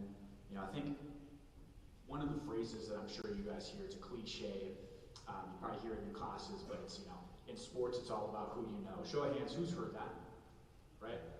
So Mal Stuman, one of my close mentors, took that a step further. He said, Kevin, it's not just about, you know, who you know, it's who knows you, right? Like, who is willing to go out and write you a letter of recommendation and put their name, their, you know, their background on the line to try and argue that you deserve a job, right? Like, are you being intentional with your time here, with your opportunities? Are you being intentional with your time building those relationships, with networking? You know, who knows what people are going to be doing in the future, and you might be able to rely on somebody to help you land a job. You know what I mean? So taking that, be very intentional with your time, with your relationships. Do you think I just kind of got lucky and then my advisors just were like, well, this kid, I just kind of just naturally want to help him get to where he wants to be? No, I had to work very hard on building those relationships and earning their trust. And so I think those are key factors that help me get those opportunities. And then again, you know, bet on yourself, right? You guys know what you're capable of. And so I was able to kind of get that experience and just keep growing. And so, yeah, I would say just be very intentional with your time and building relationships. I kind of think back to, you know, the opportunities I had with the degrees that I got when I was here, not being confined to just having one undergraduate degree. And so thinking about my comm studies, public relations, informational technology at that point, we have a lot of written correspondence, thinking about presentations, report, data compiling, those kind of things. And so I feel that what I did in each of those departments, and then as well as writing for the Observer, really prepared me for that side of things. When I think about diving into some of the different reports we have to write, whether it's presenting at our different board meetings, presenting in different settings where we're going out in our communities and really having to advocate for our association. I feel like a lot of the skills that I garnered during that time helped me be effective in my communication skills as I am now. And then thinking about on the data side especially, we do a lot of data analytics and kind of thinking about how we can do things better, how things are going, what's the impact of students, what's the impact on schools, those kind of things. And so being able to take those software applications, how I use Access previously, those kind of things, and being able to turn that into real applicable efforts that we're making, and be able to take that information and really see progress. I think that's helped me. And then on the student athlete side, really being able to appreciate some of those soft skills that we learned during that time, time management, leadership, teamwork, those kind of things. I feel have contributed to the success and where I'm at today. And then additionally, when I look at how I transitioned to athletics, being a student athlete here, we ran a lot of camps, we had a lot of interaction with the community, and so I think that kind of started spearheading some of the efforts that I have in being able to work with youth and work with other people and just kind of having that diverse background and opportunity. And so I think that has really helped lay the foundation and kind of where I'm at today and build upon those skills and really be effective. And I think it comes down to effective communication and the day-to-day interactions that I have with our athletic directors, our community partners, our board members, those kind of things, I think have contributed to where I'm at today. So I appreciate those skills that were learned during that time. Excellent, thank you. I love hearing how little our faculty have changed. Like Dolan still loves to hound about networking and building relationships. So that's awesome to hear. This next one is specifically for John. What do you believe are key skills to be successful in sales and fundraising for nonprofits? Well, to reiterate what's already been said, it's very important that you have your network and your partnerships. But when it comes to fundraising, one of the things I think is very important is to do the due diligence before you make the ask. Do as much research as you can on the entity, the organization, the individual that you are approaching for fundraising or donation. Find where you can fit their needs and interests. Make sure your pitch is spoken or pitched in a way that they can directly relate to so that it means something to them and it shows them you took the effort and work.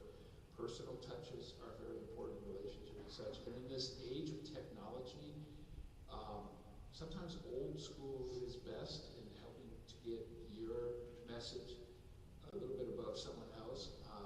We take advantage of all the technology all the time, texting and emailing, and we think it's convenient, and it is.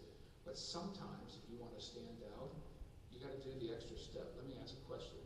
How many of you have written a personal note to someone to thank them for their time, their effort, their involvement, or any kind of activity, or an ask that you had made? Excellent. That's amazing because you'd be surprised how many of your colleagues in other departments hadn't thought about that because you know what it takes to get that relationship going. And we have in our office, these note little pads that we make sure people send out to people all the time. And they're tailored to each department. The sports commission has one. Richard, really good, and his team is really good about sending thank yous out to various individuals, organizations that have helped them. So keep that up because that's an important tool because a lot of people don't do that. And I think that'll help you keep ahead. And that's just a small little tip. But again, make sure your message is in the language of the individual organization you are pitching. That'll help them to say yes. Interesting how it all comes back to building that relationship. So thank you. For our whole panel, what type of work culture do you believe works best for your current position, or what type of work culture do you strive to create as a supervisor in your position? I'm going to start with Kevin on this one. Yeah, so I think a collaborative environment where everybody feels like their voice is heard and valued is big. I would think we would want to stay away from like groupthink and try and get diversity in your office because different ways of thinking can be real big, especially when approaching certain scenarios. Like when I first started at Fresno State, I worked with women's water polo, women's golf, men's golf, women's softball. Now I'm born in Boarding, Washington, from Washington, right? Can't imagine there's too many international students who chose to come to Central Washington University, but when I got to Fresno State, people in my caseload were from Australia, from New Zealand.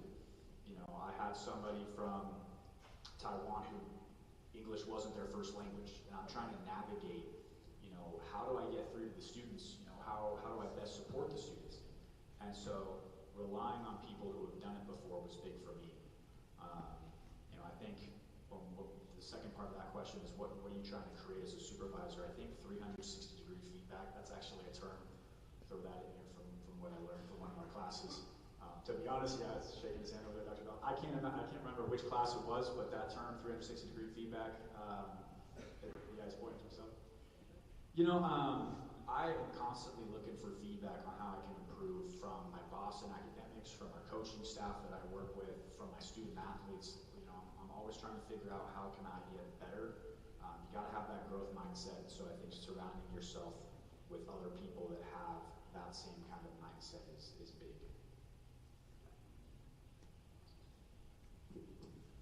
For me, as I've reiterated before, I've got a busy workload. So what I try to do to make sure is that my team and the folks that I work with are given the tools that they need to do their job, given the authority to do their job, delegate, but also be there when they need me. And I've put a lot of trust into them to perform, and we have some specific goals, objectives, all those sorts of things to accomplish. But I want to make sure that they're being successful by giving them the authority to make those decisions. And when they need me, I'm always there. But I think it's very important is when you give people the responsibility, you got to make sure that they have that responsibility. It's just not lip service. I think what has been really pivotal in our success as an organization is that we really have a team-centric approach.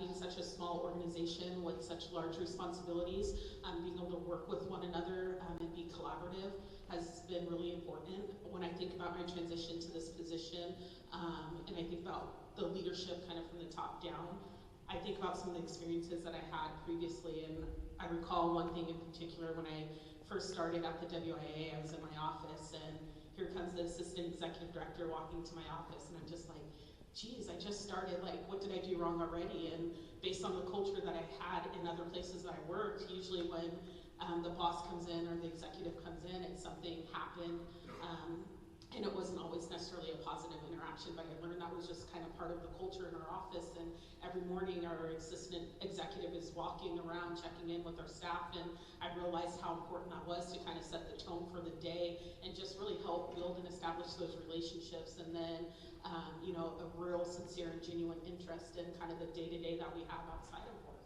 And we know that, you know, many of us have families, many of us have other extracurriculars that we really enjoy, that contribute, that also allow us to be productive in our work, where we're not overwhelmed, we're not kind of burdened by some of those other responsibilities. And so when the boss comes in and asks how that softball tournament went that I was at the other day, like, that's really important. And then I kind of think about the collaboration and understanding that we have just working with one another. You know, I appreciate the executive staff that we have and the team that we work with, because so much of what we do is collaborative, and we have to rely on one another, and having that trust and that support kind of just genuinely built in has helped us be successful as such a small organization. And knowing that you have people on your side that are just as passionate about the things that you're doing, especially in secondary athletics, and really advocating for the student athlete. And so knowing that I can go to my colleague right across the hall, and if I need support, if I need help, if I need any insight, that they're there, they're willing to help and provide that. And then I think just coming in, knowing that it is collaborative, also being comfortable in delegating certain tasks. You know, we assume so much pride in what we do, but understanding that, you know, the structure that we have and the support that we have eager staff that are willing to do and go above and beyond, and being able to call on one of those staff members to really step in and help support and kind of lead the way for things that not only allows them to feel empowered and that they're contributing, but also it's just for the good of the order, like the whole success of the department. It's going to take all 14 of us. It's just not a burden of one person. And so I think the teamwork, the collaboration, the leadership from the top down really set the tone for how effective we are as such a small organization.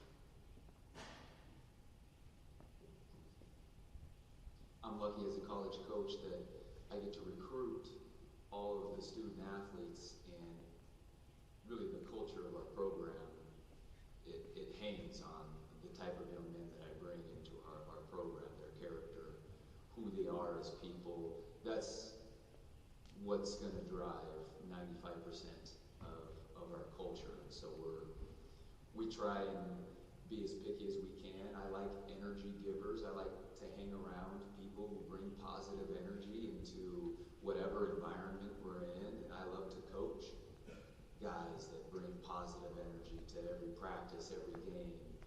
They're fun to be around, they're fun to coach, and I think that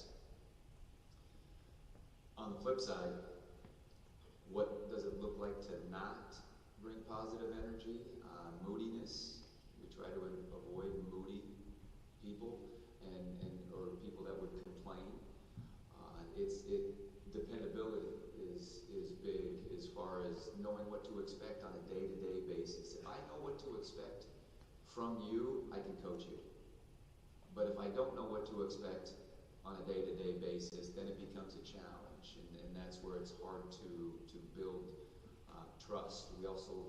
We try to recruit people into our program that have a sense of humility and passion enough that they want to grow. They want to grow. You know, a lot of it revolves around basketball and becoming better basketball players. If they have that growth mindset and they have the humility and the passion towards it, they're going to maximize their potential, and that's part of what we're in the business of doing. We're not here to develop NBA players. Our goal is to help them maximize what their potential are, and if they've got those characteristics, I think that they're going to be able to do that. Excellent. Thank you.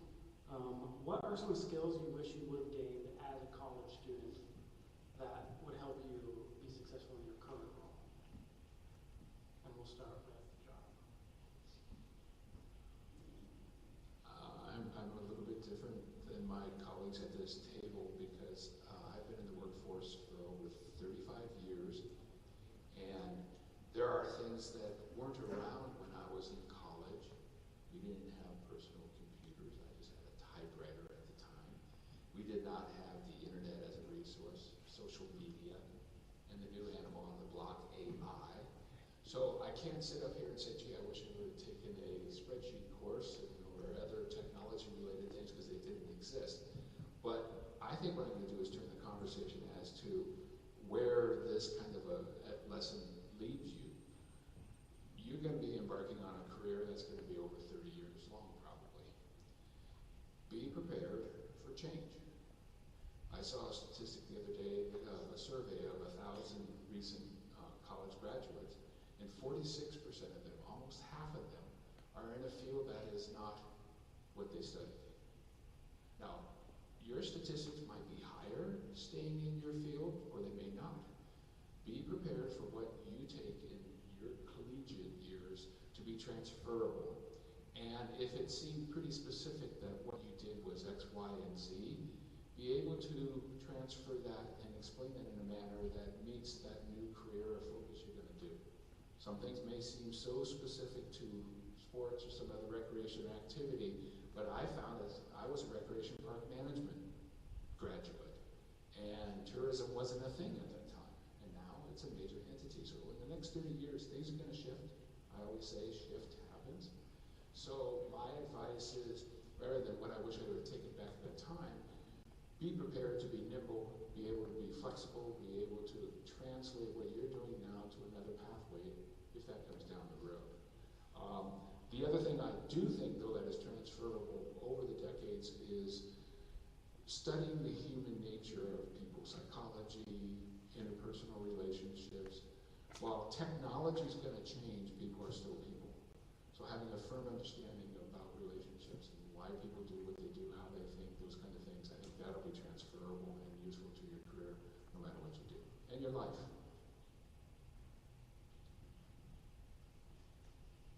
I would say two skills that I feel could have benefited me as I transition through these different positions and navigating that is navigating tough conversations, and then also ultimately getting to yes.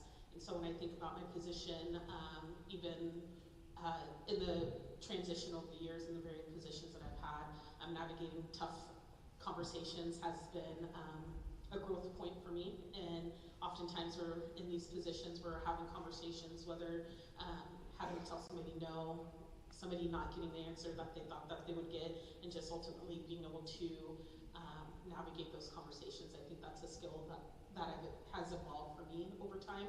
And then kind of the other point is getting to yes is, oftentimes we have to advocate for ourselves when we know where we're trying to get to, the things that we're trying to do, and how important they can be and how they contribute to the success of other people and other events that we may be overseeing, those kind of things. And so really, how can I put forth kind of my presentation and ultimately get somebody to buy into the things that we need to do or that we want to do. And so getting to yes and how we navigate that conversation. I think those are probably two of the skills that I am still working on today, but I think have evolved over time. And so navigating tough conversations and getting to yes.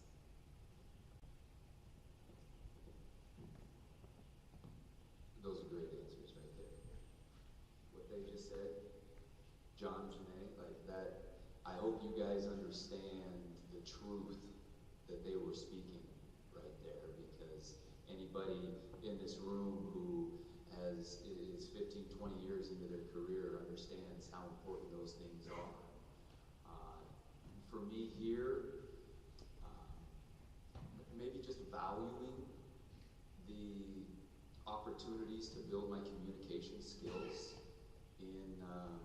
as a student here. Nobody wants to do what my man here is doing, getting up with a microphone and talking, even the speeches that you have in the classes that you have. Most everybody, I should say, dreads those.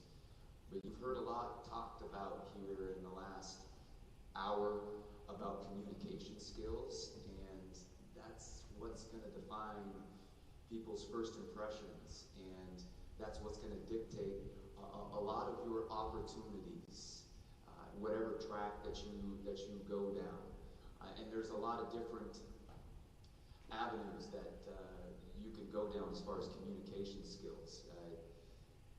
John, talking about typewriters, I would love to know how many of you have ever used a typewriter or even seen a typewriter here, okay? When I was a senior here in 2001, I remember going across the street and setting up an email. What is this? I set up an email account. My mom gave me a cell phone. I said, I don't need this. What is this? That how communication has changed. And as far as email goes, you've got to be able to send a professional email. We work with our players to make sure that they can do that, and I'm shocked that 4.0 students cannot send professional emails. And just being able to understand here as a student how that would affect me in my career, my ability to communicate in a professional manner. I was fortunate enough when I got here to have some interactions with Kevin while he was a GA here. And his communication skills, his response time, his ability to value anything that we asked of him, it immediately I knew that this is a guy that takes pride in his job and that is a great communicator. And I haven't seen him for, 4 or 5 years. I would recommend him to anybody for whatever job he's going for, just based on a lot of what his communication skills and abilities are. I think that you can't put enough weight into that, and I know it can be hard. It is a skill that can be developed, but you've got to put yourself in uncomfortable situations in order to develop that skill. Go ahead. First, thank you very much, Brandon. I really appreciate that. And yeah, everybody here had very great points. I actually do think it's kind of ironic, Brandon, you talked about building the public communication skills. Fresno State, we have a general education requirement of public speaking, and on top of that, it's required to be completed in the first year. And so our freshman student athletes are kind of thrown in the fire immediately and are forced to do public speaking. So I always joke with them because I'm like, hey, well, I get to learn. So, and then John, you had a great point too about adapting the change, understanding it. Change is common. You know, when I first started at Fresno State, I had a little bit of imposter syndrome because, you know, I had just gone through 4 years undergrad and 2 years getting my master's here. I was very familiar with our GE platform, you know, our majors, and I had to relearn all of that at a new school. You know, and I was just like, am I doing the right things? You know, fortunately for me, a month after I got hired, my boss left, and we went down a person, and I had to take on an additional team, and I really had no time to kind of worry about what I was doing because I had to make sure everybody was taken care of, and so it forced me to really make sure I was intentional with learning all of that and being mindful of that. So I would say, you know, understanding that change is common and adapting to change. I would say don't take anything personally. You know, a lot of times people got stuff going on in their lives, and you know, you have an interaction with them, and maybe they snap on you or something like that. And I think it's really important to not take anything personally. You know, no personal attacks on who you are as a person. It's kind of just the nature of life, the nature of the job. Because if you start taking things personally, that we talked about burnout, it can certainly creep up on you. But on the flip side, I would say be intentional with how you talk to other people. You know, I just brought up how somebody snaps on you and you can't take it personally, but that can certainly impact your day. And so one thing that I try and make sure I do is greet all of my students, no matter what I got going on in my life. I show up to work every day with a positive attitude and make sure I'm trying to spread that because it can certainly spread like wildfire. So, you know, being intentional with your relationships, your time, with how you're treating everybody else. Those are probably the biggest things I would say. Excellent, thank you guys. For our last question, if you guys just want to take a minute and share what opportunities exist for internships and entry-level positions at your organizations, and then we can start with Kevin on this one. Yeah, so at Fresno State, you know, we have tutors, we have mentors, and you know, we hire internally with the student populations there. Now, for anybody in this room that's interested in getting into like academic advising or athletics academic advising, there are tons of opportunities pretty much anywhere you can go. I think it's ultimately trying to figure out where those opportunities are, how to find those opportunities.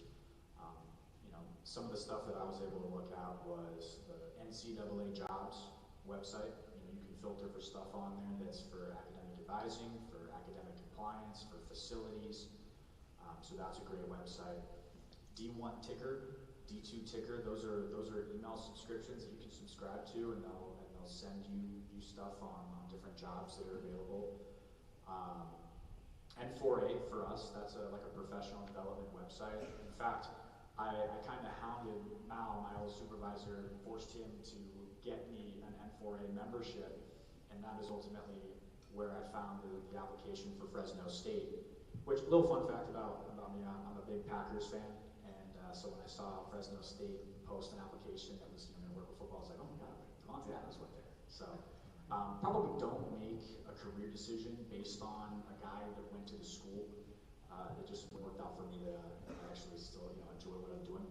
But yeah, so I would say making sure that you're looking on those different things, and then for us, because we are actually in the works of hiring another advisor, we're looking for people that do have advising experience.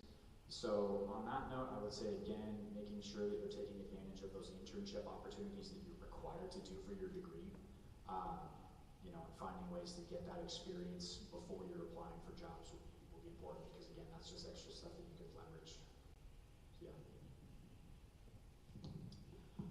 At our operation, we currently don't have any internships. We've had those in the past in different departments, but we don't. However, we have hired central students in various capacity, particularly at our sports commission. Generally, they are entry-level. I also have our director of sales who does conventions and meetings. She's a grad from here. She was from a teaching background, but she jumped over to convention sales, and she really likes it. And our HR accounting person is also for Central. So those are some management levels that we do do have grads coming from CWU on our team. I think as a nonprofit organization, we're kind of unique in what we do, and although we don't have an infinite structure of how we manage internships, we're definitely wide open to opportunities. 2 of our last 3 hires in the association were CWU alumni through the sports management program, and so having those direct connections with Sean has afforded opportunities for students to work under our organization, kind of get an idea of what it is in secondary athletics, and from there, those internships and opportunities have evolved to full-time positions for some of those staff. Our last intern filled a vacancy of a previous Central grad who went back to his hometown, and so that was really awesome. He had a lot of insight and was able to kind of hit the ground running, stepped in, and went from there. And then as far as other opportunities, really it's about kind of that networking opportunity and that base. We've had people reach out, and if what they present is kind of, we determine is a need, we're always open to that, and so we assess that as executive staff and then go from there and make that determination. And so we've been able to have some really good partners come in and work with that. And then I kind of want to echo what Kevin talked about in the NCAA job market. That kind of got me started and spearheaded my intercollegiate athletic opportunity with University of Puget Sound, and I had navigated that site. And when I was considering intercollegiate athletics, I didn't know how many avenues there were to athletics on that side. You know, at secondary ed, we wear all those hats, right? We wear the advisor hat, the game day hat, the business hat, all those kind of things, but knowing that those were actually separate opportunities that you could really dive into, so open up a new world to athletics for me, so I appreciate that. And then on the WIA side, we also have a similar site that is exclusive of high school opportunities, and so it goes all the way from coaching to administration, and then any vacancies that we would have on the association side. And so we use that website to share those opportunities. You get the job descriptions, all that kind of stuff, and you can see where vacancies are from across the state. So we rely on our building athletic directors to input the information and share there, but it's a really great resource and tool. So if you're interested on the secondary side of athletics, the WIAA has their job market on there, and you can find different opportunities there. But if there's anything that you're interested in specifically for secondary athletics, go on our website. You can see our contacts. You can reach out that way. And if there is a way that we can help meet that need, we're generally pretty open to the conversation. So, if you're interested in coaching, being a college student, there's a built-in opportunity right on your campus to get connected with whatever sports you're interested in. We have student managers every single year, and really a pretty great track record of being able to help them move on. I think we've had 6, 7, maybe even 8 of our student managers go on and get, whether it's high school jobs or graduate assistant jobs in college, or even assistant jobs in college. Beyond that, volunteering as a student coach, student manager, we do have graduate assistant opportunities. There are still some of those available in college, but it's very competitive. Those are really hard to get, and you're gonna have needed to separated yourself from a lot of other people in one way or another, and have some people that are gonna vouch for you pretty hard. It's like many professions, though. There is having to pay your dues, making very little money entry level, and that's just a part of the process. Awesome. Well, thank you guys. Can we get a round of applause for everybody?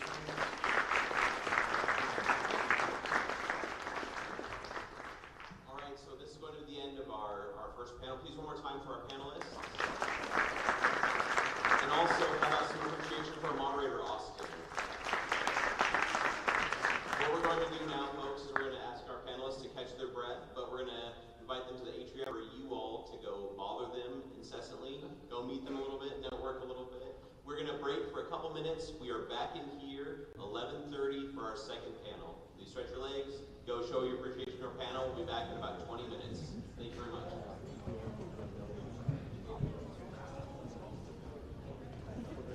It wouldn't take my laptop though. So I had to put my card on it.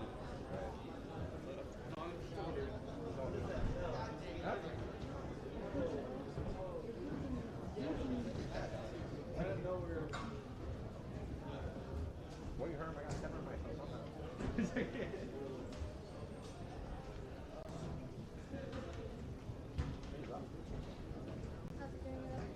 Doing good. Was out here. No shout out for me. I guess that was ugly. Crazy. No free shout out. Bro, you just hate me, bro. I'm making a meme about this, bro. Me? That's my boy. Dog. Not him since he was young. I'm up and out on here for the coaching from the rest of it. Yeah, it's pretty. Recruited, tossed. Bro.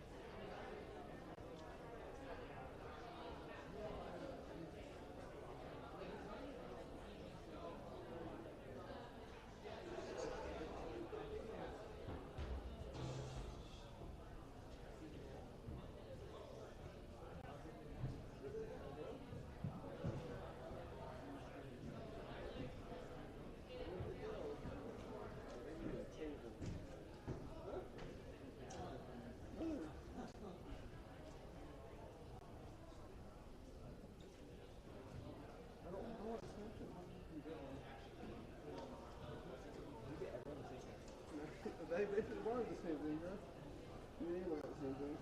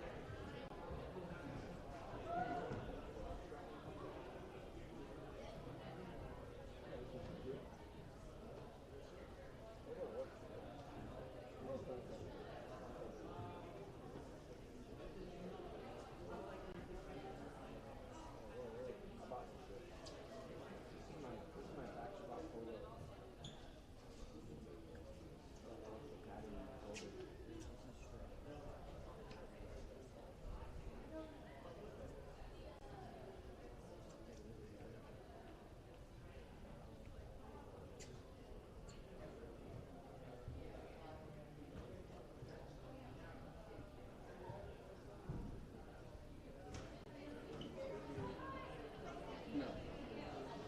How did you get here? Where's the ramp? Yeah, it's all stairs.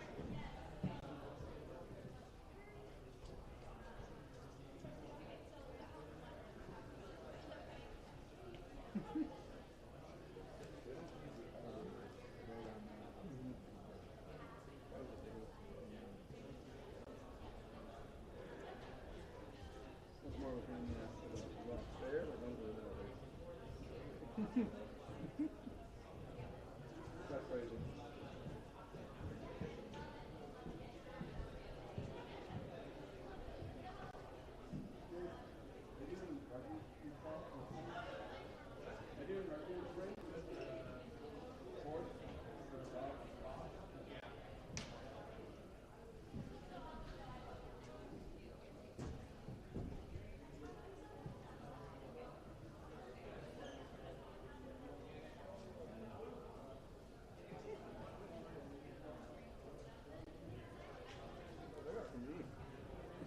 They're giving much in their whole presentation.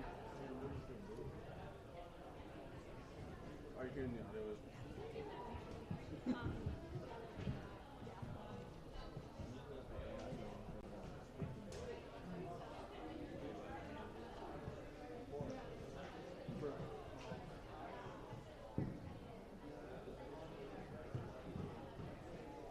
That's from that panel.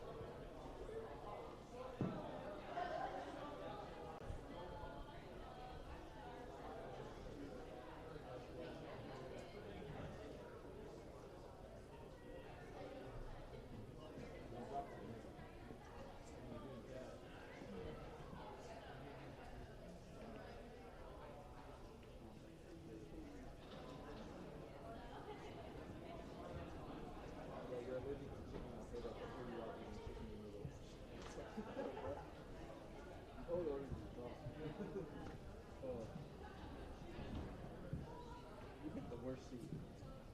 You picked the worst. He has to stand up there.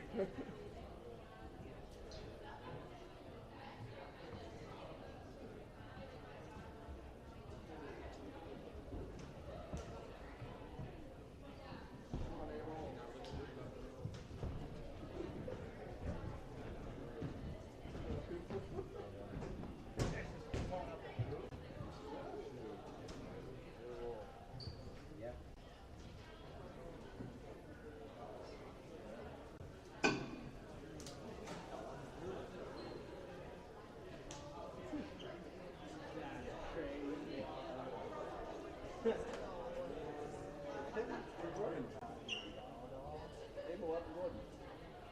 He's downstairs. Don't know where, he's down.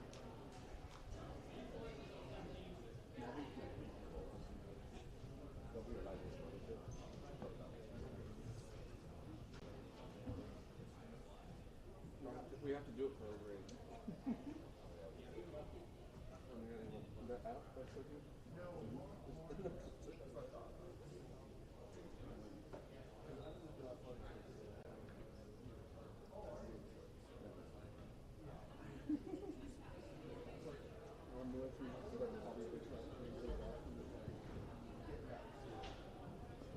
started it after the first day I went, for the introduction, so I wrote notes on him.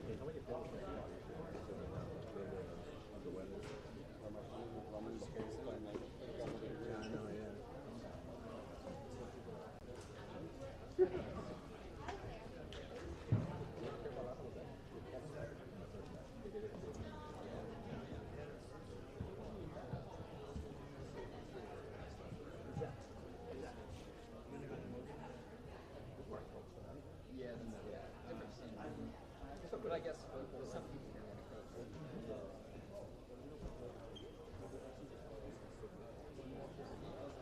For LaMelo? I ain't giving you LaMelo. What do you mean? Dude, LaMelo's worth it. I love him. I think that's a good trade. All right. Yeah. What do you have? What's your 2 through 4? Corey. My 2 through 4? Yeah. You want the Corey? You want some?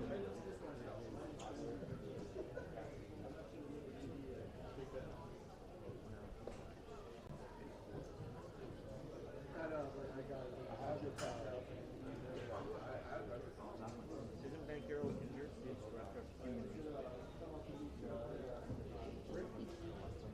They have like 3 to 4 more weeks each.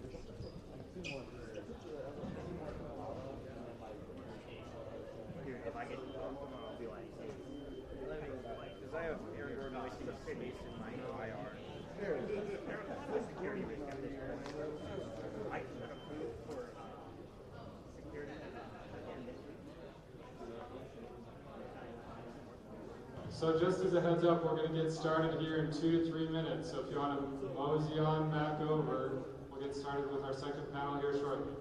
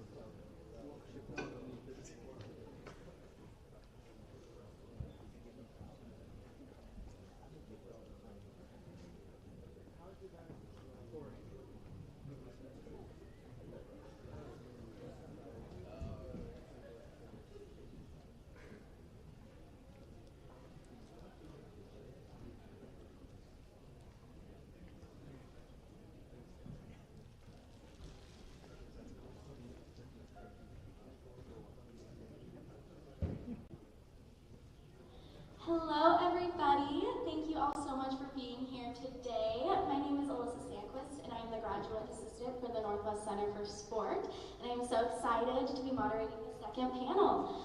So I would love to introduce first Jen Anderson, who is the Vice President of People and Culture at Hillsborough Hawks.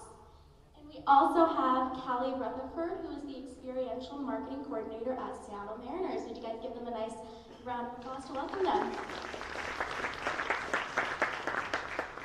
Awesome. All right, so our first question is for both of you, and it's how did you choose your sport profession, and what steps did you take to achieve your current position? We'll go ahead and start with you, Jen. All right. Thank you for having us here today, and I'm excited to be able to share our journeys here. As far as how I chose my profession here, so I am probably one of the few people that did not look at sports as the role that I wanted to have. I actually started my college career as, I did start as a business major, but I actually did a internship with Disney on the Disney College program when I was my first quarter in college, along with my best friend. And that took 8 months out of my college career very early on, and I switched to elementary education after that. I'd always loved school, and I thought, that's what I want to do. I want to be a teacher. So I was a first generation college student in my family, and I had to work through school. So I took 7 years to graduate college. But I switched schools during that time, and in the previous panel where they talked about knowing how college courses transfer, that's a real thing.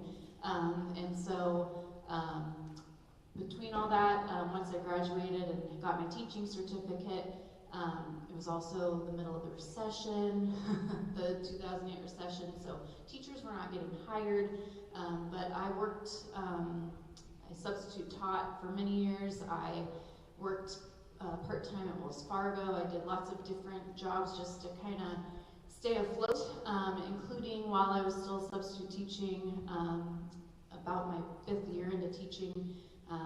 I took a job with the Hillsborough Hawks, who had just come to town in 2013 after baseball had left the Portland market 3 years previous. And I thought, well, it was a perfect summer job for a teacher to just make some extra money. And I got a job in the team store on their game day staff. And what struck me about that role was just the front office, which was a very small little group at that time. It was like 6 or 7 people. They just seemed like they were having the best time. And that summer, like, the community had just embraced the team. There was just something special. Like, we worked the team store that first night, and we never stopped selling merchandise. And I remember going home and telling my now husband, I'm like, I didn't even get a break. Like, what kind of place is this? But the team had just, like, the front office, they were just so hospitable and personable, and I just thought, wow, I want a job where you work somewhere like that. And so I came back the second year while I was still teaching, and I just kind of maintained my relationship with the people in the front office. And I was at a point in my teaching career where I was interviewing, and I was, I had long-term substitute positions, and I had, after school teaching positions with different schools where I was doing like tutoring things and whatnot. And I loved it, but I also didn't love it. And so I was just at a point where I was like, I think I need to pivot. And the Hawks happened to have a full-time position just as a front desk receptionist / box office manager, because if you work in minor league baseball, there's like 18 different roles you have within one. And I just thought, one, teaching it's not just a 40-hour-a-week job, it's mentally a job that just takes up so much of your being. And I thought, wow, I just want a job that I'm going to go to, and I'll do the job and I'll come home. And so I reached out to the GM and I said, is this job still open? And he's like, because it had been on teamwork if you're not familiar with Teamwork Online, make sure you are. And he's like, yeah, do you want to interview today? I was like, sure. And so we interviewed, and I had the job by the end of the week, and I've been with them ever since. So very much not a plan to be in sport, but I've had multiple roles since then within the organization, and I'm really excited to say that I started at bottom on the game day staff, and now I'm in a vice president role, and it's all based on just, hard work and just making connections. So that's my role into the world of sport. Awesome. Well, to reiterate, thank you for having us. I'm really excited to be here. I started my sports career at Western Washington University, so I'm kind of on enemy territory here. Just kidding, it's all love in the GNAC. So my name is Callie, I'm the experiential marketing coordinator with the Seattle Mariners. I've been with the Mariners in a full-time capacity since 2019, and I was with the A's for 2 years before that. But I have always loved baseball. From an early age, I am one of 3 kids, family of 5. Baseball is just kind of the most easily accessible sporting event to attend. We would always go to the value games and things like that at the Kingdom and then Safeco Field. So I grew up loving baseball, loving the Mariners, and having a really emotional connection to the team.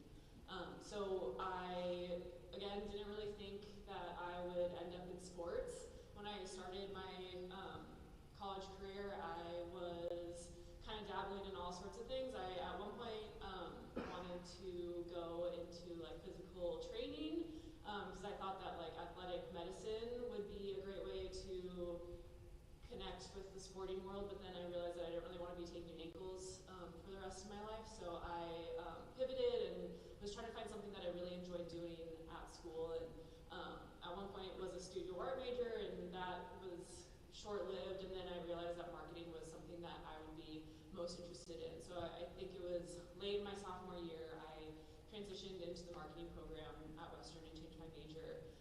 And it was that same year that I was at a Western basketball game.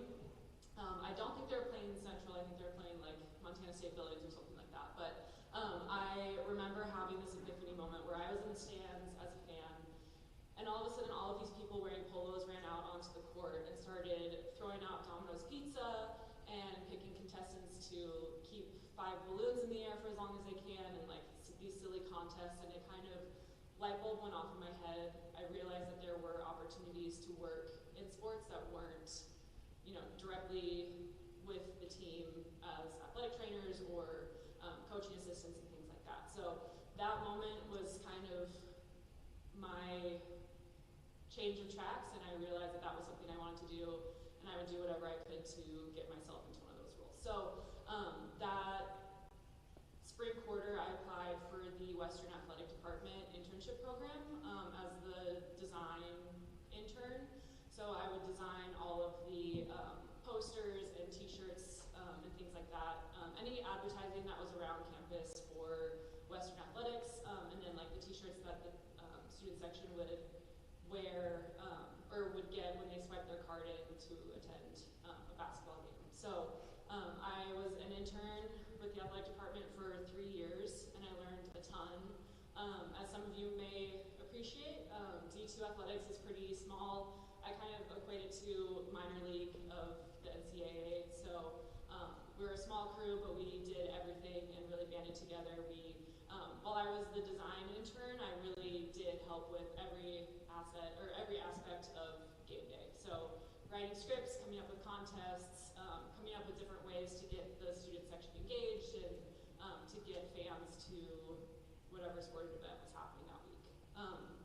So I did that for 3 years, and then in the summer, I was still in Bellingham and didn't have as many college games to go to, obviously, with the school being out. So I worked for the Bellingham Bells, which is a college summer league team in Bellingham. So again, like minor league of the minor leagues. So it's all college kids that are basically wanting to get extra at-bats with that league. So it's very similar similar to what they might experience on the pro circuit. So I spent 2 summers working for the Bellingham Bells. The first summer I was basically just doing the same sort of stuff I did at Western, picking contestants for whatever contest we had that day, helping the mascot around, working the will call table, because again, you wear many hats when you're on these teams. And then the next year, I was the director of promotion, so I oversaw the team that did all of the on-field entertainment, the mascot, all of that stuff. I wrote the game notes, I designed social graphics, all sorts of stuff. And then the following year, I was wrapping up my studies at Western, and a position for Mayor's promo team opened up on Teamwork Online. Again, if you're not familiar with it, become familiar because it's a great resource. So I saw this position opened up and I applied, interviewed, and was able to spend the 2016 season working for the promo team at the Mariners. So I did on-field queuing on a Major League field, which was really cool, a unique opportunity that not a lot of people get. And then really just put myself out there. I dedicated myself to that role at that time, so any open shift that came up, I volunteered for. Really just wanted to make a name for myself. Met as many people as I could in the front office, and that year I was voted Navigator of the Year by my peers, which was a really incredible opportunity and something that I don't take lightly. And then from there, I moved down to Oakland, California, once I got a role with the Oakland Athletics. So I spent 2 years in Oakland, in the Bay Area, overseeing the Navigator. They call them the Herd, so it's their promo team down there, or was their promo team. Doing all sorts of events for any fan that had a ticket to the game. So I would put together the soundtracks for fireworks shows, work on alumni reunions, come up with different ways to activate different teams at the ballpark. The A's have a really rich history. A lot of really cool things happened at the Oakland Coliseum, so we got to celebrate all of those different things. One of my favorite moments was during the 50th anniversary season in 2018. We had different reunions for all of the World Series teams. So in 1989, the Oakland A's played the San Francisco Giants in the World Series, and there was a big earthquake during the middle of it. So the A's ended up winning the World Series that year, but because of the conditions of the road, they didn't have a parade for their World Series championship. So we put all of the guys in old lifted muscle cars and drove them around the warning track. And I got to sit in a car with Jose Canseco and load a t-shirt cannon for him, which was like a total fever dream of an experience. If anyone follows him on Twitter, it's interesting. So getting to do stuff like that, I learned a ton, learned how to make authentic experiences for whatever team I was working with. And then in 2019, I got the opportunity to move back up to Seattle and work for the Mariners again. So in my current role, I oversee the Navigator program. So it's a really cool full circle moment for me. Something that is my favorite part about my job is mentoring these young professionals. And you know, there's this last year, I think of the 18 people that we hired, 9 of them got full-time roles, both in sports and other industries that are kind of sports adjacent. So it's a great feeder program into professional sports. I also do all of our promo items now, so bobbleheads, hats, anything that you get at the gate as a fan, or even the special ticket group events. So if anyone's coming to Central Night this coming season, we're already working on the jersey for that. So I get to be creative and then also work on anything fan experience inside the ballpark. Stage managing, Hall of Fame events, opening days, a random Tuesday, making sure that the fan experience is as good as possible and that every fan that comes in has that same emotional connection that I had when I was a kid, learning to love baseball. That's awesome. Thank you both so much for sharing. I love hearing the different journeys you guys have and how you've ended up where you are now. Our next question is, what does a day in the life of your current position look like? And we'll start with you, Jen, again, because Callie just did a lot of talking. A day in the life, it's really dependent on the season. So right for example, being in the off season, it's a lot of just prepping for the next season. People are always asking, do you work year round? What do you do? We do. We're always prepping for the next season. My role particularly, I'm the Vice President of People and Culture, so what that means is I'm just dealing with people and hiring and all of those things all the time, but also I have a big hand in our community efforts still. I basically work as a consultant with the rest of our community engagement and community development team, make sure that what we're doing, both with we have our own foundation, the Hillsborough Hops Fund, that all the efforts that we're doing to support that are on track, as well as what we're doing in the, for what we're doing for appearances, what we're doing with our mascots, any of those things that they are working in alignment with our mission.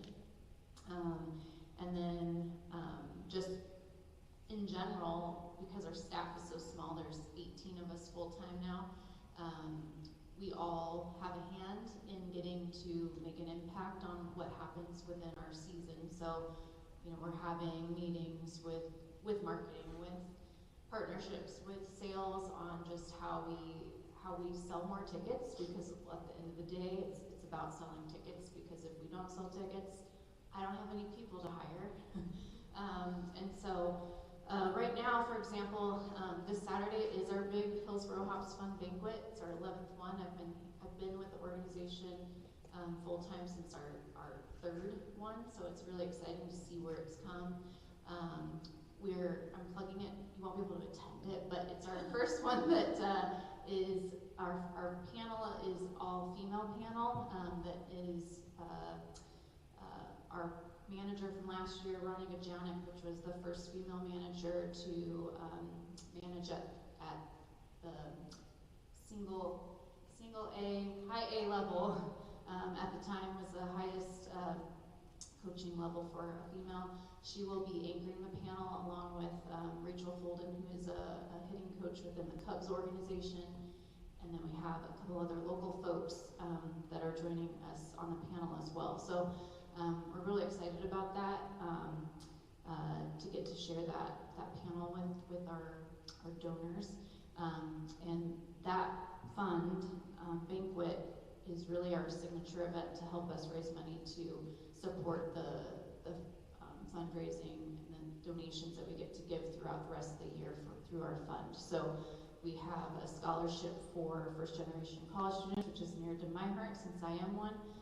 We also have a youth sports grant that we launched in January that we've donated close to $380,000 since we launched in 2020, which is, I know not a lot in the grand scheme of things, but for a minor league baseball team, we're pretty proud of that. So that's taking up a lot of our early fall kind of timing. And then I'm just doing a lot of prepping for hiring. So we do have a full-time role with our ticket ops role posted right now. And then I'll be interviewing before the holidays, hopefully, to get that role secured. We'll be prepping for our internships, which I'll be gladly to tell about later. But that cycle will start up here very soon. And then once we get back from the holidays and take a little breather, this is really my favorite time of year because it's quiet, quieter. But January hits and we have the season starting in like 3.5 months. So I'm working backwards right now on hiring timelines. I do oversee all of our game day hiring, which is a really full circle moment for me since I started on that staff. But we took over food and beverage operations after the pandemic ended, and so we now went from like hiring like 100 people seasonally to last year we had over 275 people on our part-time payroll. So that's a big process because I'm only one person. So I have help with interviewing and whatnot, but the onboarding, all that paperwork, I do most of that. So it's just a lot of that kind of procedural stuff that gets me a little bogged down in that early part of the year.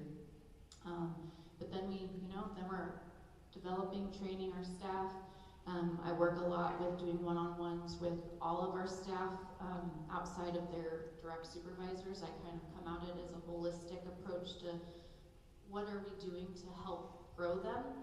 We really work under there's no ceiling kind of approach with our staff because we do not work under an org chart, which kind of actually bothers me a little bit as someone that likes the black and white of it. But the good part of that is that there is no like one path to get you to where you are, because as you're listening to us or anyone that's talked, there's not one way to get to the position you want.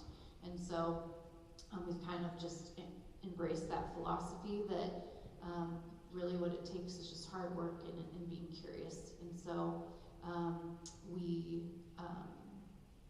that's part of my growth is in my role is how do we continue to develop everyone else.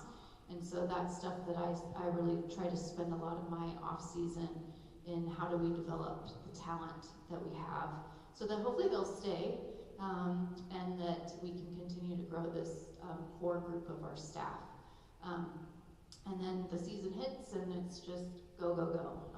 We started as a short season team, which was lovely. It was a summer, June to September schedule, and after the Major League Baseball and Minor League Baseball realigned in 2020, we now play 66 games, which is big shift for us from a lifestyle standpoint. So a big focus for me over the last few years has been how do we work in harmony with our personal life and our work life, because it is a big commitment working in sports, especially in baseball, because it's game after game. It's not like a one game on Sunday and then you're off. It's 6 games in a row, and then luckily we do have a little bit of a break after that. So we've worked really hard to provide a little relief for our staff with that. And then it starts all over again with the off season. So, but yeah, the day-to-day it's a lot of meetings, just meeting, collaborating with our teammates. But a big focus has been developing our core group. We are in the midst of a very exciting time for our organization. We are building a brand new ballpark just across the parking lot. A $125 million facility that will open up prior to the 2026 season. And so it's really exciting to actually see it get built day to day. I come into the parking lot every day and see a little bit more of a wall built and know that, we're getting something I never thought I'd be a part of is getting to, be in the meetings and in the rooms to help design our new offices and design, what our first base, loge boxes are going to look like and things like that. And so it's a really exciting time to be a part of our organization, but also, all the day-to-day is very much okay, this is stuff we have to get done for next year, but the strategic side of everything of how are we going to operate year 1, year 2, year 3, and then past all of that, because we're not just going to be a baseball team at that point. We're going to be a special events team. We're going to be, really a community asset for Hillsboro, which is a suburb of Portland, Oregon. And we're really striving to be a premier venue on the west side. And so, no small task, but we're very excited to be a part of that. So that's my day-to-day. Yeah, I also feel like my year is kind of split into 2 different modes. So in season, my role is very heavy with the game day production and presentation. So I am usually in the office by 9 o'clock for like a 6:40 p.m. start. The first game of a series will have what we call a series meeting. So that will be just after lunch, right around 1 o'clock. And we'll get every stakeholder for that series into a room together. So there's folks from our sales departments, partnerships department, community relations, productions, game presentation, anyone that has any sort of investment into a game, that series will get together. And our senior manager of game presentation will run through the timings for every single game that we have that series. So we'll start obviously with the first one and run through all pregame live presentation pieces. So that's first pitches, if there's a presentation, anthems, everything like that. We all kind of take a moment to make sure that everyone's on the same page. If there's something that isn't quite fleshed out yet, we'll use that time to make sure that everyone is set up for success. And then likewise, once we get into in-game, we'll go through all of those as well. So at that point, I'll take those timings and start writing the scripts for the game. Like I said, I oversee the navigators, the promo team, so I have to write their script for every single game based on the script that I receive from our game presentation team. So I condense it down, assign navigators roles based on their strengths, and then right around 3 o'clock we'll do sound checks for Anthem and any other live presentation that we have that day, or live, like if there's a dance or another musical performance, we'll run through those right around 3 o'clock as well before the team takes BP.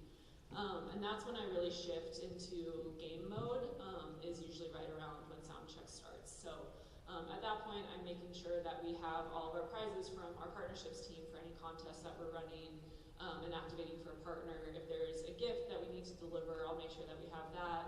Navigators will start showing up around 4:30 or 5, depending on what their assignment is for that day. So I'll run through the script with them at that point, make sure that everyone feels like they are set up for success, and they have a full and clear understanding of what's expected of them that day, and to make sure that we're firing on all cylinders and filling in any gaps that might pop up. Pre-game presentations start around like 6:10 for a 6:40 start. So I'll grab dinner and then be ready to be on field with my headset. Bring the microphones out, any scripts, first pitch balls, plaques that need to be presented to a player, anything like that. Get everything out on field and ready to go. And then from that point on, it's just game time, literally and figuratively. We're kind of running around the ballpark from then on. I am usually, in the early parts of the season, will be with every single live element to make sure that it's cued the way it needs to be. And then this last year, I really made sure that the navigators were the ones that were owning any live game day element. So making sure that everyone was up to speed and was able to cue basically any element that we had on any given night, so that I could take a break. Because 81 games in a short period of time, 3 or 4 months, is no joke, and it definitely wears on you, so trying to be strategic about finding those breaks is really important. So I usually will kind of be done with my game day responsibilities as soon as the salmon run is finished. I'm usually the one opening the door for them to get out onto the field, and then make sure that they get back into their holding space. And that will usually be around like 8:30, 9 o'clock. So a cool 12-hour day, which is pretty routine. So that is my kind of standard game day. Otherwise, it's meetings, emails, just trying to get caught up before everything kind of pivots right around 3 o'clock. In the off season, like I mentioned, I'm in charge of all of our promo items. So believe it or not, that process starts in June. Because we're blessed with a March start.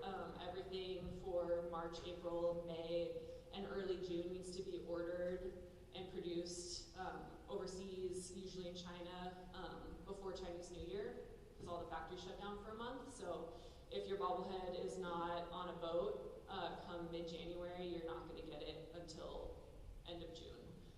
So I am working really diligently right now to make sure that all of our promo items for the early months are good to go, the best that we can for our fans. So looking at samples, swatches, clay sculpts for bobbleheads, making sure that the embroidery looks the right way on a hat, making sure that buttons on a jersey are dyed the right color. Really nuanced little things like that are where my brain is now. So really just planning and getting everything set for when rubber really starts to meet the road come end of January, when half the office goes down to Arizona for spring training. That's really our go time and our crunch time, and making sure that we're set up in a good spot to start welcoming fans back to the ballpark at the end of March. Wonderful. Thank you both so much for sharing. I enjoy hearing the variety of things that happen in your day-to-day life. Our next question is, what aspects of your current position do you find to be the most challenging and why? Starting it with you, Jen.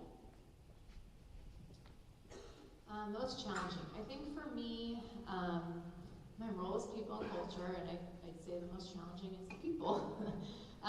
Both on the, we deal internally and then with our fans, right? So it's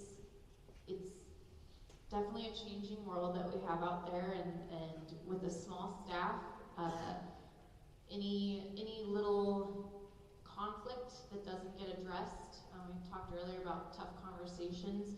If you avoid those tough conversations, the problem doesn't go away, and most of the time it gets worse. And so it's really been challenging for me to learn how to have those tough conversations in a productive way.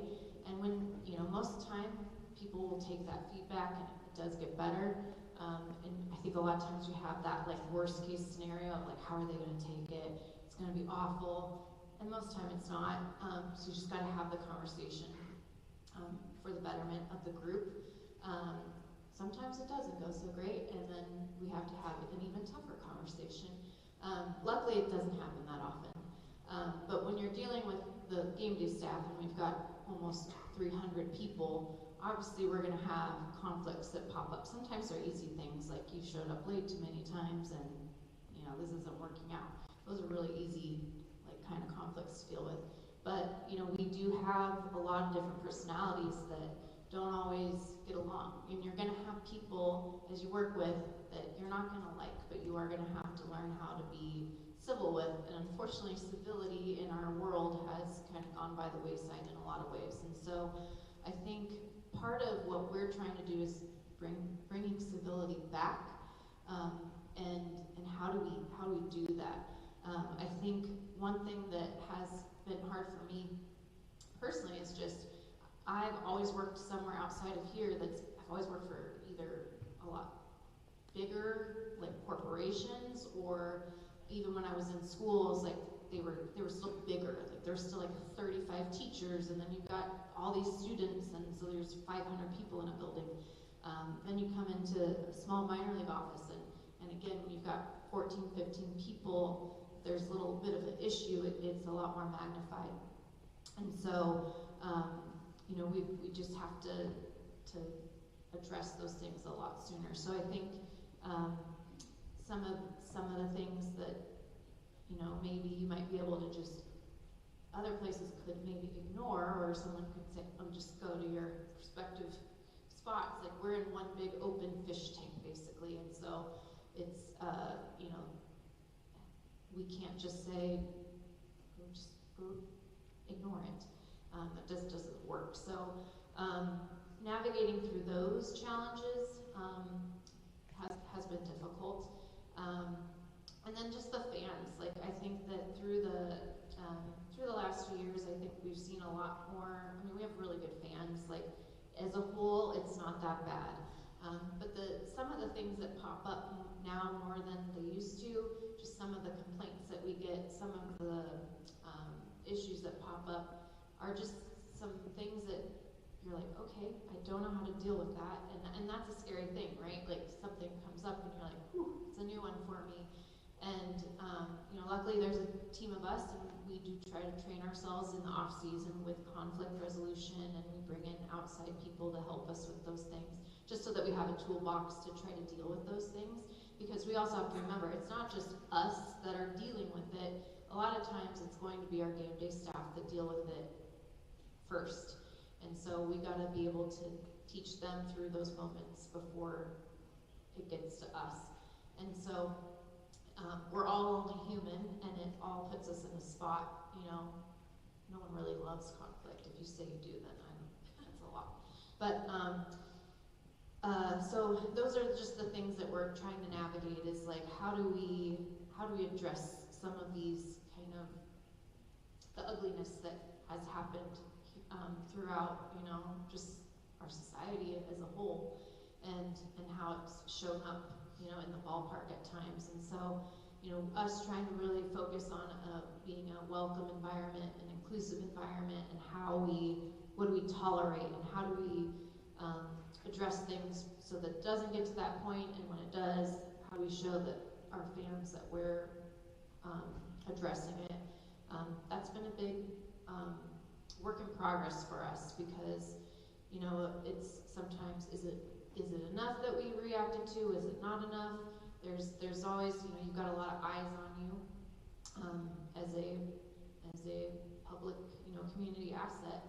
And again, overall, like, we've got really good fans, but, you know, we're a place that sells a lot of beer, and people come in with, you know, you don't know what they're doing beforehand, and they can trick you into a lot of things when they're coming in, and they can act totally fine, and you know, everyone has different tolerance levels to what can set people off, and so it's just navigating through a lot of those types of situations that has proven more challenging over the last couple of years, but we are working through it, and we're trying to find more and more resources to supply both our internal staff and our larger staff with the tools so that we can solve it as best we can.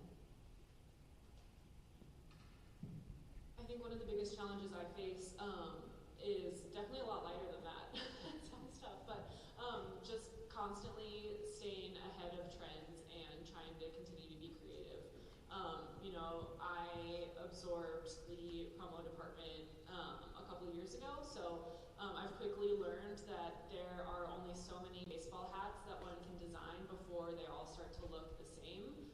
Same with jerseys, and a lot of that goes towards our group events too. Like, one university will see that Central did a baseball jersey for their group event giveaway, and then every single university that we've worked with this last year wants to do a baseball jersey, so trying to figure out how we can make each one feel unique and not just like it's a copy and paste with whatever team or whatever school's colors and logo.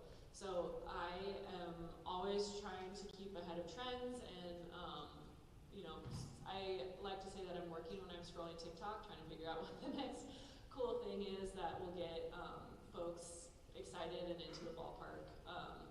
Our kind of target demographic of the last couple of years have been 18 to 24-year-olds.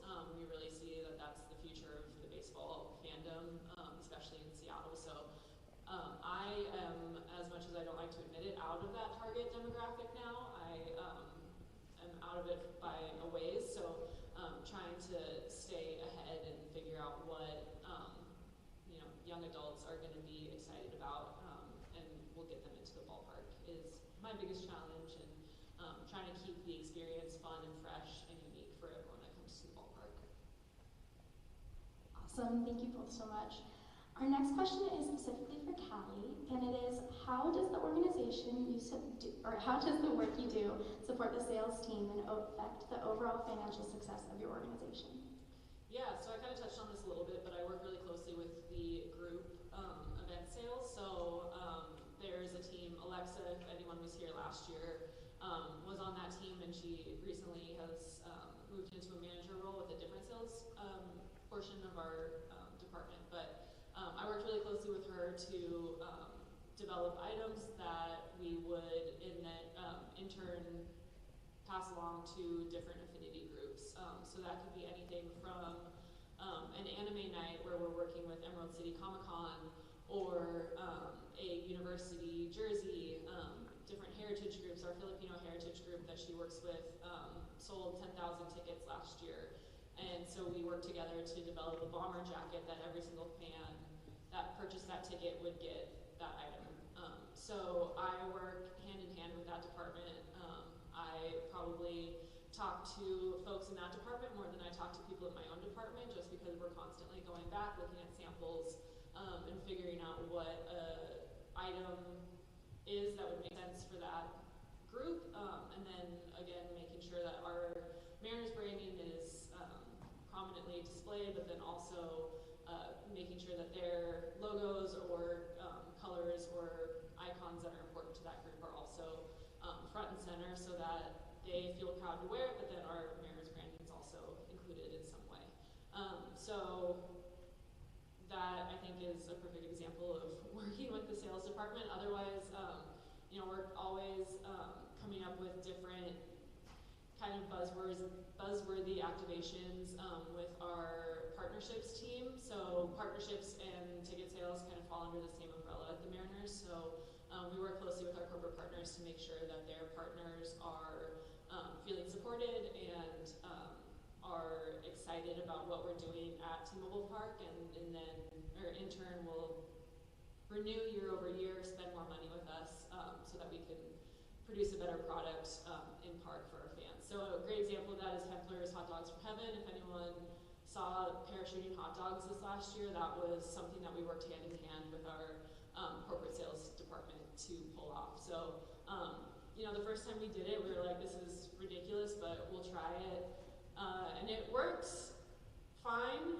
And then the next time we did it, it just took off like wildfire and was absolutely viral. And that is a great example of something that we worked with our partnership sales department to execute, and then we turned it over and turned it into a group event item. So, we saw that our fans were really excited about it. We continued to do it, and then we created a t-shirt and bundled it with a special ticket so that fans could get a shirt with a parachuting hot dog in front of T-Mobile Park. And then some of them had the opportunity to actually throw the hot dogs that night. So finding those opportunities to, again, elevate the fan experience, boost ticket sales, and create lifelong fans from people that might not otherwise know much about Mariners baseball. If they're coming for a K-pop group night, they probably aren't super familiar with Mariners baseball, but then they come to this affinity group event that they're excited about and then realize that, oh, baseball's actually really fun to watch, and the Mariners game day is something that I want to be a part of in the future. That's so fun. It sounds like you get to have a lot of creativity, which is awesome. All right, our next question is for Jen, and it is, what skills and attributes does your organization value when interviewing and hiring new staff? Great question. So one thing that we've really developed over the last year since I started taking over all the interviewing with our roles, we developed core values in 2020, and we worked together as a staff to come up with those core values. We put them on our wall, and then we did nothing with them. Much like I think a lot of organizations do. And I really had a problem with that because it's just, if those are going to be the words that we strive to live by as an organization, then they need to show up. And so we've worked over the last few years to operationalize those values. How do they show up in our work, in our people? And so in this last year, we started to weave them into our performance reviews with our end-of-year reviews, but also I weave them into a lot of our, into our interviews. And so I'll give you a little behind the scenes that, as a small team, when we bring one person on, it really makes an impact to our organization. So as much as we want to bring on people with the right experience, we do, a bigger portion of that is how are they going to add to our team. So you probably hear a lot about culture fit, and that is a big thing, but it's not just about fit within the team, but how are they going to make us better? And so that is a question that we ask, is how are we going to get better with you on our team? And what I have to do is really a visualization exercise. Is how do I see them sitting in between Johnny and Johnny, and what are they going to, how are they going to differentiate themselves? I don't want 7 of the same person. And so as much as, those people are great, and that's why we hired them, we need to have people with, obviously different backgrounds, and we're trying to definitely be representative of the community that we're in, so that's a big driver as well. But ultimately, we want people that are going to make us better. And so when we're interviewing, you know, we're really trying to focus on baseball is a lifestyle, and I'm sure you'll agree with me. We got that kind of lecture quite a bit early on, right before the season, and I would roll my eyes. I was like, oh, yes, I know. But it really is, I mean, it's not for the faint of heart. It is, you know, we work 70, 80 hours sometimes during a season. And we're, like I said, we're trying to get better about that, but that's the reality of it. We're moving tables and chairs, and we're putting up tents, and we're doing all these things that are not super glamorous, but they're the stuff that has to get done to make sure that our show goes off when people pass through the gates. And so those are the things that when we're interviewing, like sometimes we ask, like, you know, we always ask, like, how flexible are you? And like, we're trying to be better about some of these more scenario-based questions, because you can ask a yes or no question and everyone's going to say, yeah, sure, I can totally do that. It's not until you really do it that's the true test, right? But attitude is a big driver for us. It is such a cancer to a team if we've got people that all they're going to do is just like, oh, why are we having to sit out in this cold rain? Like, we're going to go have to tear down a tent next week. It's not going to be great. But internally, we try to kind of keep that, like, we look at this as like, these are the team building moments. Like, we can all just embrace the suck is kind of one of the team mottos we've had over the years about some of these things that just are, they are what they are. And we can look at it in a, you know, this is the worst, or we can look at it as like, hey, remember that time we all had to, I'm trying to think of one of the terrible things we've done. But we've had some, like, I was pregnant and I had to go put up a big, it was like 8 of us, and we were putting up a big picnic pavilion tent. We had no idea what we were doing. And so we were just kind of all staring at each other like, what do we do? We got it up, and it lasted the whole season. Good for us. But those are just some of those things you're like, I didn't think I'd ever do this in my career, but here we are. But those are the things that, like, you know, you can't necessarily ask that in a job interview, but we can get there in a little bit of a way of, like, just, you know, asking about how have you responded to some situations in your life. So attitude's a big one. Professionalism is a big one for me. You know, we really like the work hard, play hard kind of mentality, but also, like, there's a line with that, right? There is service is another one of our core values, and we look at that in multiple ways. So there's the service we provide to our clients, to our fans that come, but also the community that we serve. We try to be out there as much as we can. When we were working to get this new ballpark funded, we were way beyond the money that we needed, and this ballpark is being built without having to ask for tax money.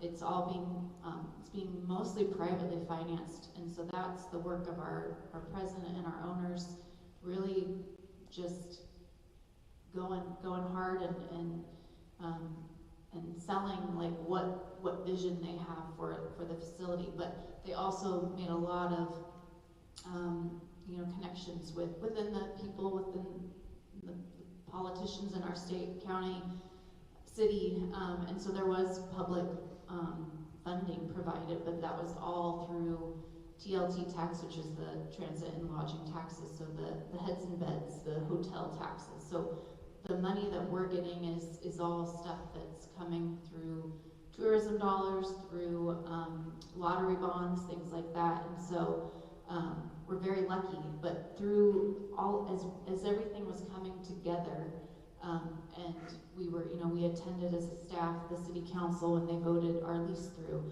We had reached out to season ticket holders for testimony to help support getting state funding that got submitted into the state legislation, and to see, just scrolling through page upon page about what people had submitted, it was was never about how many, the revenue, some of it was revenue because we're creating a lot of jobs in the coming years, but it was about the community that the Hops have created, and that's really special because that's one of the reasons I think a lot of us work in sports. For me, it's not about the game. I don't really care about baseball, to be honest, but for me, it's the fans and the people that we get to see on a daily basis. It's the kids that I've seen, like when I interview and they're like, I've been coming since I was 6 and now I get to work here. The staff that we've hired at 16 and now I'm filling out their employment verification for they're going to medical school. Like that stuff's pretty cool. And so when we talk about service as a core value, we want people that are gonna, when we send out like, hey, we're gonna go build a house with Habitat for Humanity, or we're gonna go to the Oregon Food Bank, like we want those sign-up sheets to be filled by the end of the day with the staff that are gonna take time out of the work day, by the way, a lot of times, that are gonna say, yeah, I'm in it, because the big reason that we got so much of the support that we did was because we showed up for our community. So service is a big one.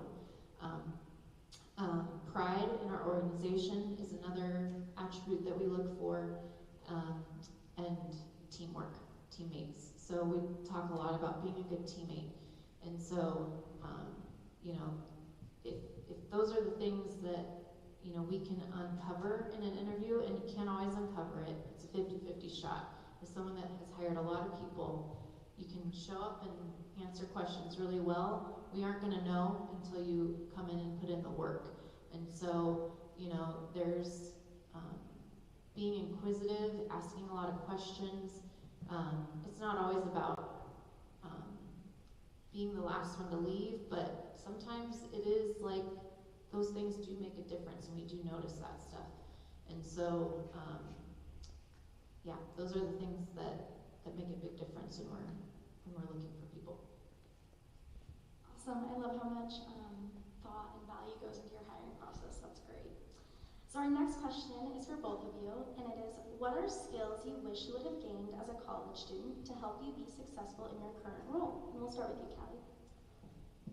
Sure. I was thinking about this last night, and if I could go back and talk to college me, what would I say? And one of the big things would be really paying attention in my finance classes. When I first started out in my role with the A's, obviously I was very entry level, super hands off from any sort of budgeting process and balancing my areas of oversight. But now that I've grown into the role that I am now, I'm having to be really into all of the numbers down to the penny when it comes to any invoice that comes through, and budgeting for that ahead of time. So that has candidly been a struggle for me. So really paying attention in those finance classes, mastering Excel, things like that are areas that I really took for granted when I was in college. We had one specific class where it was all Excel and learning how to do pivot tables and things like that, and I kind of blew it off and just went through the motions to pass the class and make it a tick box on my transcript. But looking back, I wish I would have actually taken what I learned in that class and applied it and been more present in those particular classes. The other thing that I wish I would have done was be more involved in like the business clubs on campus. I'm not familiar, or I don't know if you folks have AK Psi, but that's one thing that, as I'm hiring college kids and folks that are recent grads, that is something that I notice more and more on their resumes is participating in clubs like this and business clubs and business fraternities, and taking what they learn and applying it to their current roles. So that's another thing that I wish I had participated in more. Obviously, I'm happy with my current role and where I ended up, so I think everything kind of like worked out, but I attribute that more to maybe more of a fluke than if I had actually put in more time when I was in college and taken advantage of those resources. So I think once you're out of college, it's really hard to make those connections and build those experiences. So take advantage of those while you are able to. Yeah, it's a great question, and I really think it's different for everyone because it's easy to look back and be like, oh, I should have done that. One thing, and it's still hard for me today, but I think the comparing yourself to others is a big one because I mentioned earlier it took me 7 years to get through school, and I was really embarrassed by that.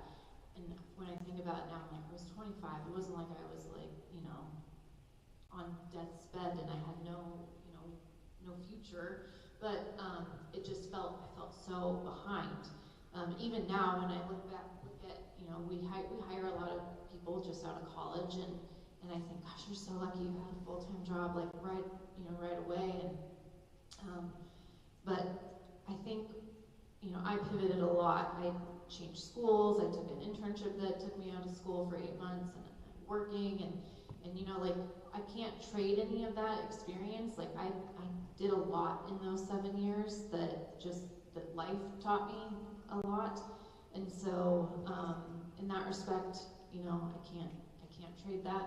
But I say don't compare yourself because there's just gonna be a lot of oh, this person got that job right away, and now, but I need to do that. Like, don't be afraid to start at the bottom because I've had to start over a lot. And if there's one thing that I feel like it's gotten me is it's gotten me a lot more eyes on me in starting in some of those more entry-level roles. And there's a lot of times when I'm like, I don't feel like I do anything that's like, I just show up and I do my job. And it's shocking sometimes. It's like that's what sets you apart. Well, as someone that oversees a lot of people, it really can. But I think one thing that is I'm seeing now, and I work with a lot of different colleges, and I work with a lot of high schools and just different students, and I love that part about my job is someone that still loves education and loves the teaching aspect of my job. Still, I think that it's amazing what's out there for students of whether it's collegiate or high school, but there's so many programs out there that maybe they were out there and I just didn't look. But I think we get so everyone's busy, right? And you get so overwhelmed with I've got this paper and this class and all work, all this stuff. But I would reiterate the clubs and the classes, you're going to build networks that way, but also the one-on-one informational interviews, you don't have to do a ton of those, but I'm always happy to sit down with people.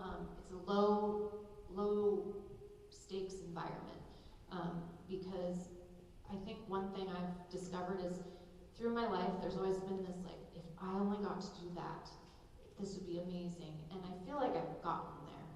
A lot of the things I've wished for, I've gotten, and that's exciting, but it's not always what you want, right? You think, if I get this title, it's going to be this, and then I get it, and I'm like, this is not what I thought it was going to be. But you don't know it until you do it. And so while you can have those informational interviews, and it's going to be different for you if you were, in that role, there is going to be at least a little bit of a behind-the-scenes peek. And so getting to know what the day-to-day is like for someone, I think is going to help at least kind of draw you in. I do not like the question, where do you see yourself in 5 years? Because one, I can never answer that because I just don't know. But what I do think you can answer is you know yourself enough to know what drives you and what doesn't drive you. What's, I don't like this, but I do know this stuff excites me. And if you can pinpoint those things, then that's going to help you navigate, I think, a little bit more. No one wants a job that's just gonna be, you're gonna dread every day, right? That's no one's life's ambition. And so those soft skills that you're gonna take in college, you're gonna learn here, you're gonna continue to learn throughout. And so you don't stop once you get out of school. In fact, you're gonna learn more everywhere you go. And so my coworker, if he heard me, he'd be like, "Oh, you're just stealing my line," but it's true. But everywhere you go, you're gonna take little pieces of things that you really love, and then things you don't like, and you're gonna make them your own. And so it's very much true. And so that's one of the big reasons I love the job I have right now is I get to kind of build up on things in all the experiences I've had over the last 20 years of like, this is how I want to build up our team, and I have kind of that runway to do it with the Hawks. And so just take the time to ask the questions, get curious, and that would be my advice. Wonderful, it's all great advice. So we have our last question for both of you, and it is, what opportunities exist for internships and entry-level careers at your organization? We'll go ahead and start with you, Callie. Awesome. So the marketing department is interesting. We don't really have any internships, but we treat the Navigator program like an internship. So this is great because I feel like usually when I talk to Central kids or Central students, it's past the point of hiring the Navigator. So I'm really excited to announce that we are planning on posting the role in the next month or so for the Navigator program. So that is an incredible entry position. I started as a Navigator, and like I mentioned earlier, we have a number of people that are former Navs that are in professional roles. And you know, a lot of the Navigators also end up working for the Seahawks on their promo team, the Kraken, things like that. But one thing that I think is pretty special is they've all come to me and said that the Navigators, I don't know if they're just blowing smoke or if they're trying to make me feel good, but they say that the Navigator program is their favorite, and they the opportunities that come with the Navigator program far exceed everything else that they've experienced in their other entry-level positions. Our front office is really special, where people will say that their door is always open and they really mean it. So Kevin Martinez, our new president, used to sit right outside my desk, and the Navigators would, you know, go in there and talk to him, set up informational interviews again, and he knows all of them. So it's a really unique way to meet a lot of people that are in VP roles, president roles, things like that. So Navigators will be posted, like I said, in the next month or so. It'll be available on Teamwork Online, as well as the Mariners job page. So I'll be sure to send that link out to you, Alyssa, once it's live so you can distribute it. But again, it's a really unique opportunity. You'll get on-field experience. We try to get as many Navigators familiar with being on headset, which is something that not a lot of promo teams or entry-level positions in other sports in our area get to do. So that's really special. And then just being the face of the franchise for fans and creating a fun game day experience. You'll be able to throw hot dogs from the 300 level, put the salmon suits on and race around the warning track. So lots of fun stuff with that position. Yes, so we are, every few years we kind of reevaluate our intern program, and so we're kind of doing that again this year. So we actually hired four of our interns last year, which was a first, which is very exciting, which also means that we're just at our physical capacity for more people. So what we're doing to kind of circumvent that and still provide opportunities is our promo team. We're kind of expanding that role out to become a larger internship in the sense that they will work games on that promotions team, which we got to find a better name for just promo team, but they'll come in more around that earlier than on game days, earlier than just game time, to kind of help with the ideation process of like how do we activate sponsorships, how do we bring some of those theme nights to life, things like that. And then in the off weeks, when the team's on the road, how are we basically building building them as a street team, like a sales marketing group, so that they're pushing the upcoming promotions. They're going out to community events. We're creating new events, or we're going to Tuesday night markets and farmers markets, or whatever it may be, that are family-centric events, things that are going to be in line with our target market, which are very family-friendly. Trying to kind of build an internship around that. So those roles will be posted hopefully mid-December, and then I'll start interviewing for those in January. The tricky thing with us is because we start in April, we also need to have interns in April, which I know is very hard for this scheduling with the colleges. So we will likely hire a majority of them before the season, but trickle some people in as schools let out, because it's like that all throughout the Northwest, pretty much, outside of the semester schools. So it was really great when we were the short season team that started in June, because it aligned perfectly with everyone's school schedule. And it's just one of those crummy things that has been that. I'm sure that affects you guys too. But yeah, so we're working through to be able to provide those opportunities for students on that quarter system. But we also have to, the preseason is like the busiest for us, and so having those extra bodies makes it more operational for us, for sure. So again, Teamwork Online, if you're not familiar, make yourself, it's free. You do not have to don't worry, if you don't buy the premium, it does not do anything on my end, so don't need to do that.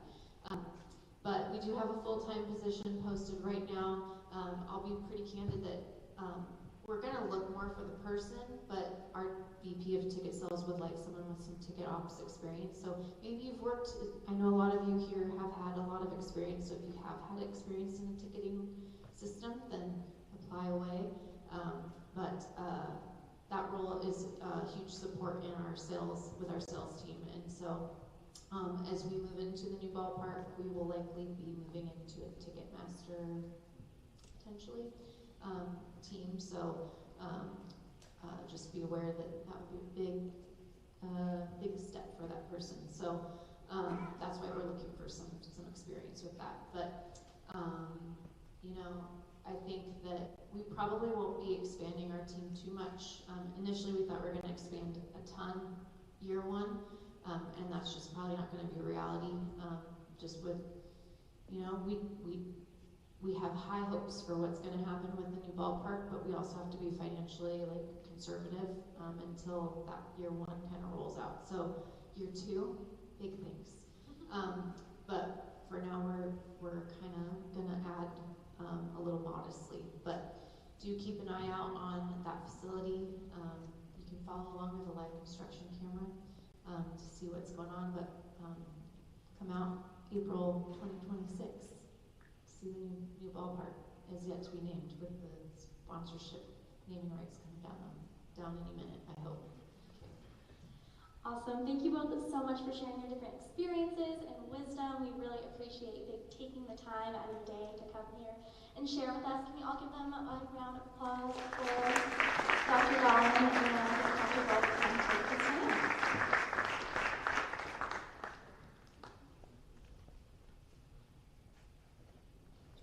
So first of all, we just wanted to again thank our panelists here with Jen and with Callie.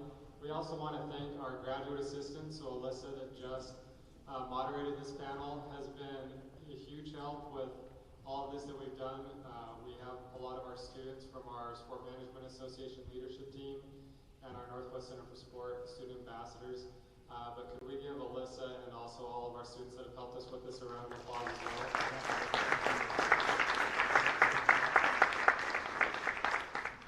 So we also want to thank just others that have been involved with this process with us. We've got Sam right here that has done all of the AV for us. Any of the issues that we haven't had this year, which has been awesome. We also want to make sure that we recognize we've got Faiza right here, who is the Dean of the College of Business, and want to thank her for being here.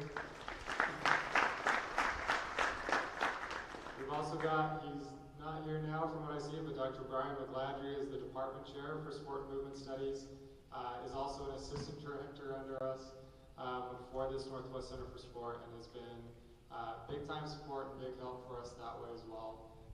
And then also obviously Dr. Patrick Pease, our provost, who welcomed us today. So if we could just give all of them also a round of applause.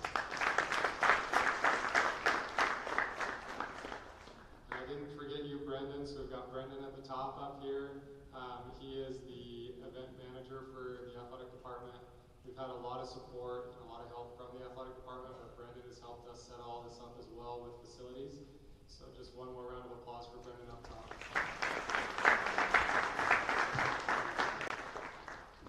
Okay, so we are finalizing this part of the summit currently, but we do have some announcements here from Dr. Rolf and myself, and then we will explain a little bit more about the next portion. So as soon as we break, we're going to have just a few minutes to move around. Those of you who have signed up for the networking luncheon, we're going to make our way down to the field house. If you are new to Nicholson, go out these doors and hang a left. We will start immediately at 1 o'clock with lunch. Those of you who pre-registered, please make sure you're there and ready to talk to folks. That'll be followed by a reception for anyone who wants to show up at about 2:15, pardon me. We're going to have some fun games, hang out and talk. Let's also give it up for Dr. Dolan, who knows hard work and leading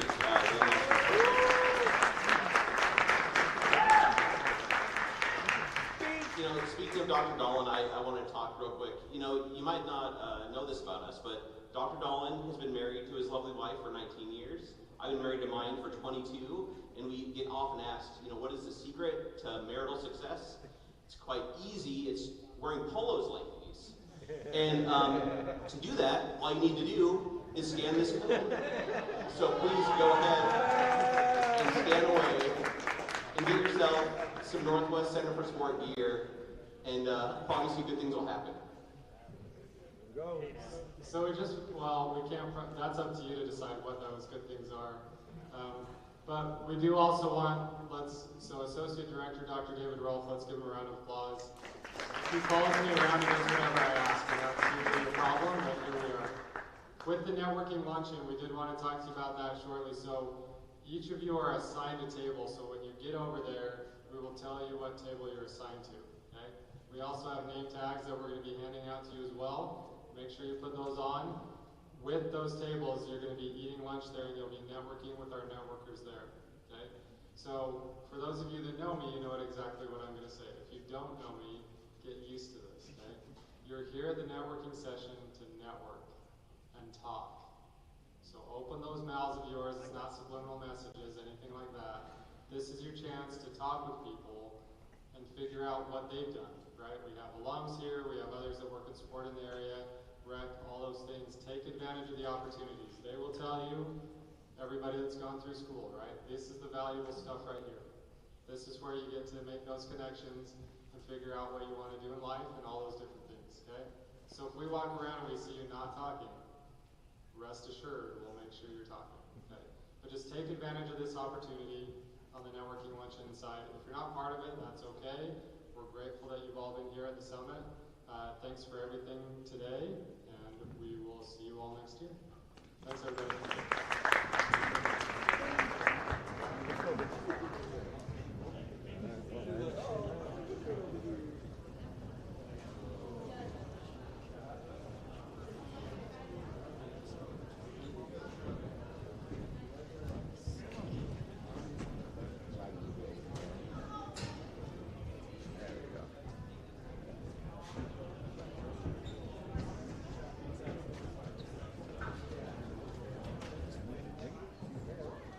Good job, Abel. Do my best out here.